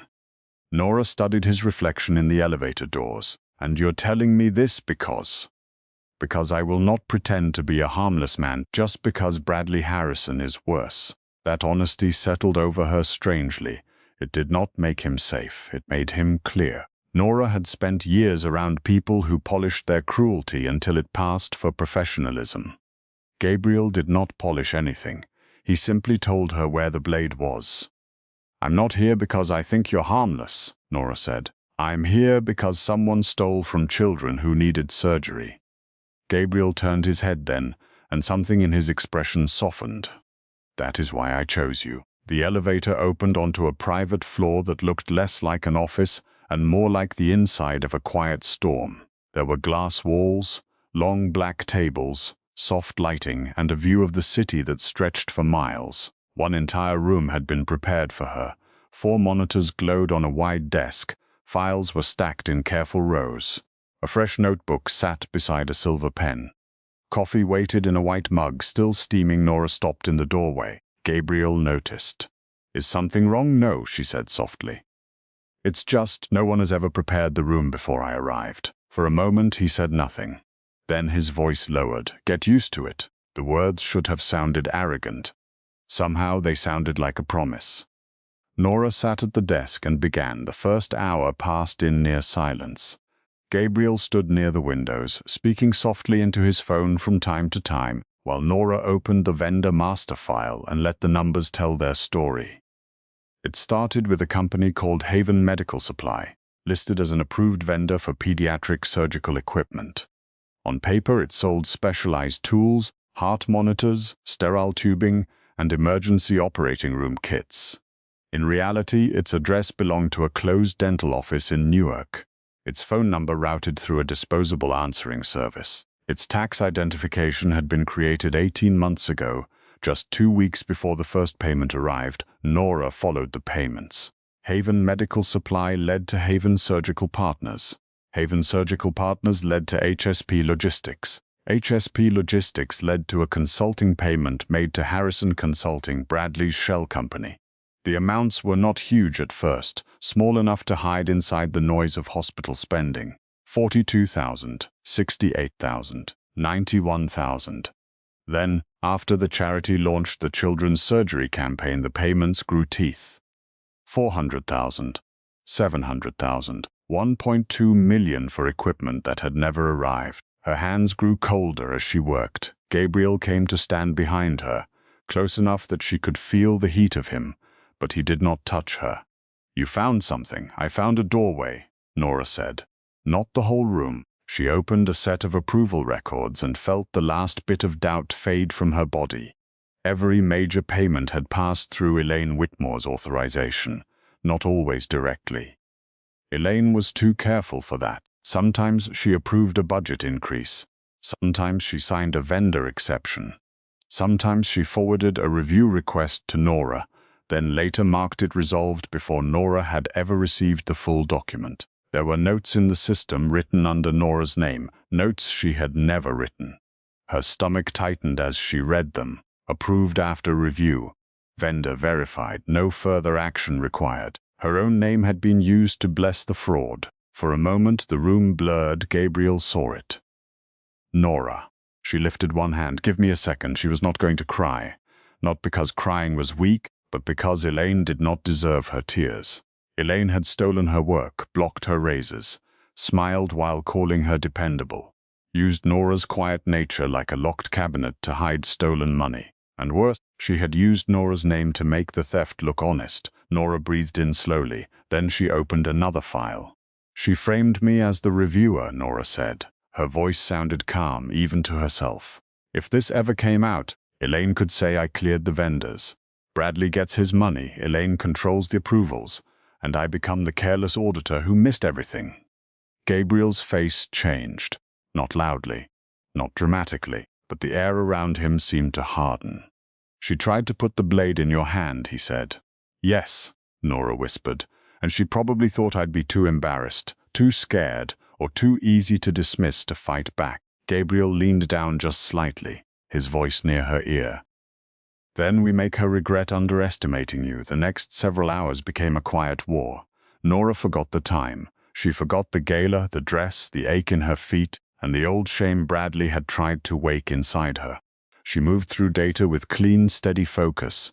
She compared timestamps. She pulled email headers. She found edited audit logs where Elaine's assistant had attempted to remove original approvals.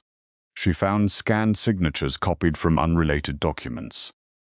She found a charity transfer that had been split into 5 smaller payments, each one carefully placed beneath the threshold that would have triggered board review. Gabriel's people brought her more access whenever she asked.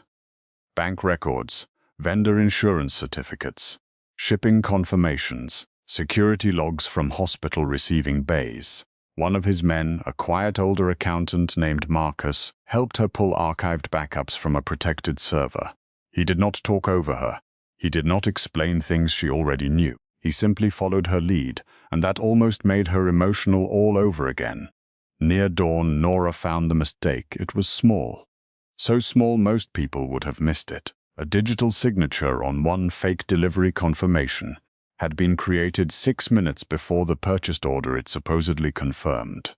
Someone had uploaded the files in the wrong sequence, and the upload came from Elaine Whitmore's private office computer. Nora sat back slowly.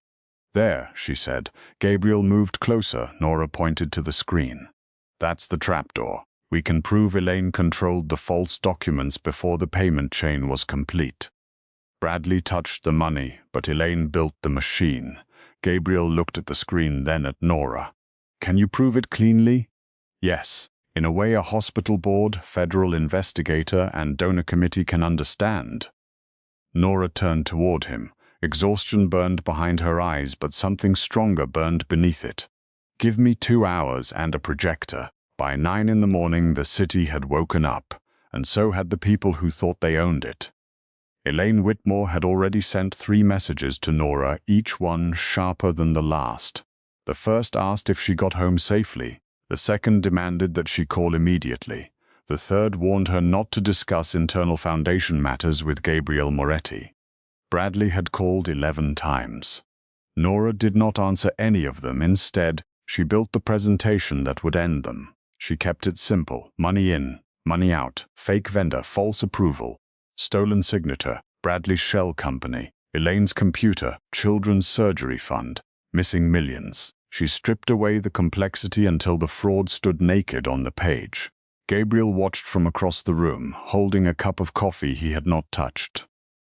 You are very quiet, Nora said without looking up. I'm admiring the work. She gave a tired little laugh.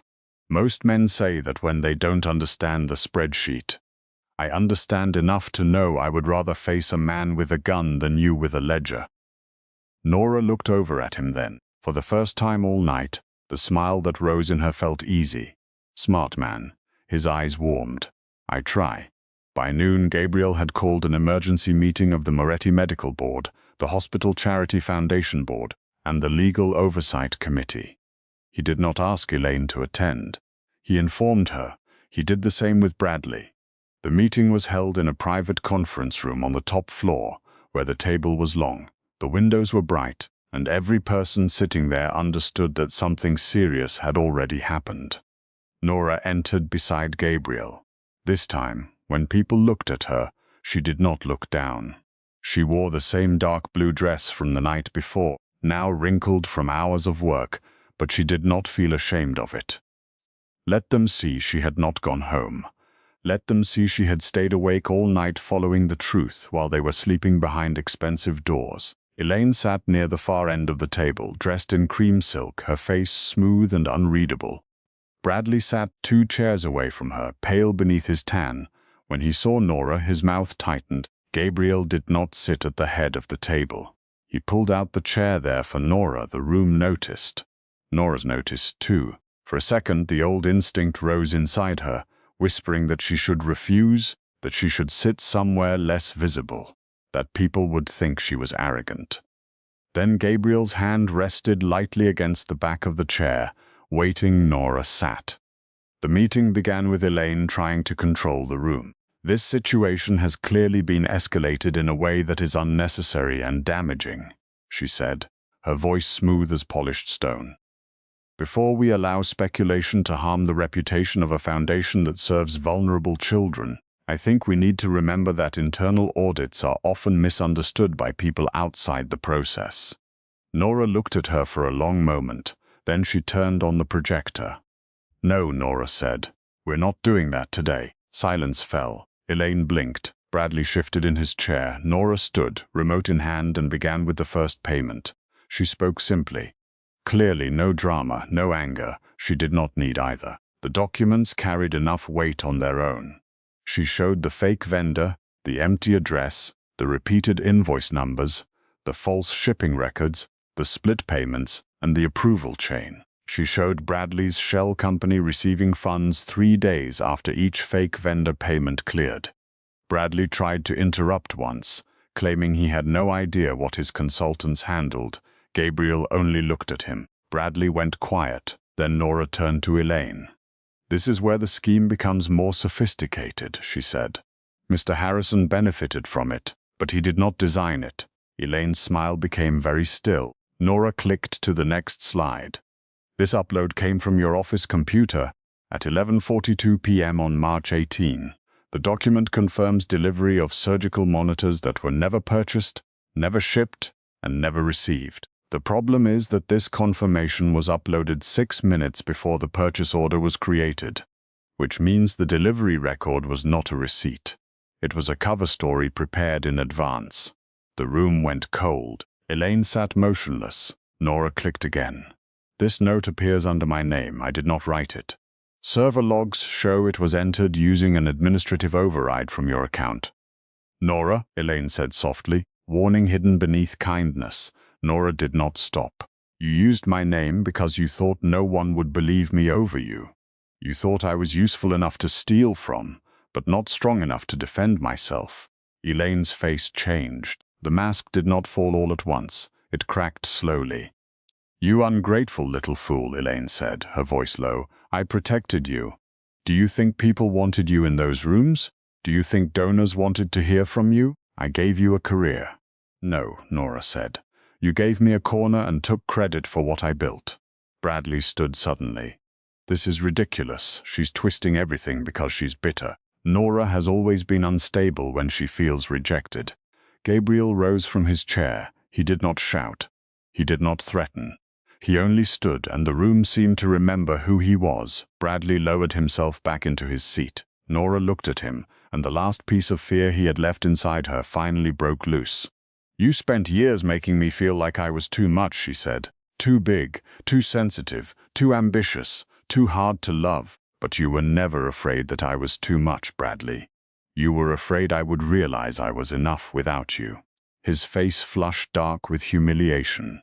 Nora turned back to the board. The full evidence package has already been sent to federal investigators, the State Charity Bureau, and outside counsel. The Children's Surgery Fund can be restored through frozen vendor accounts and clawback action if the board moves today.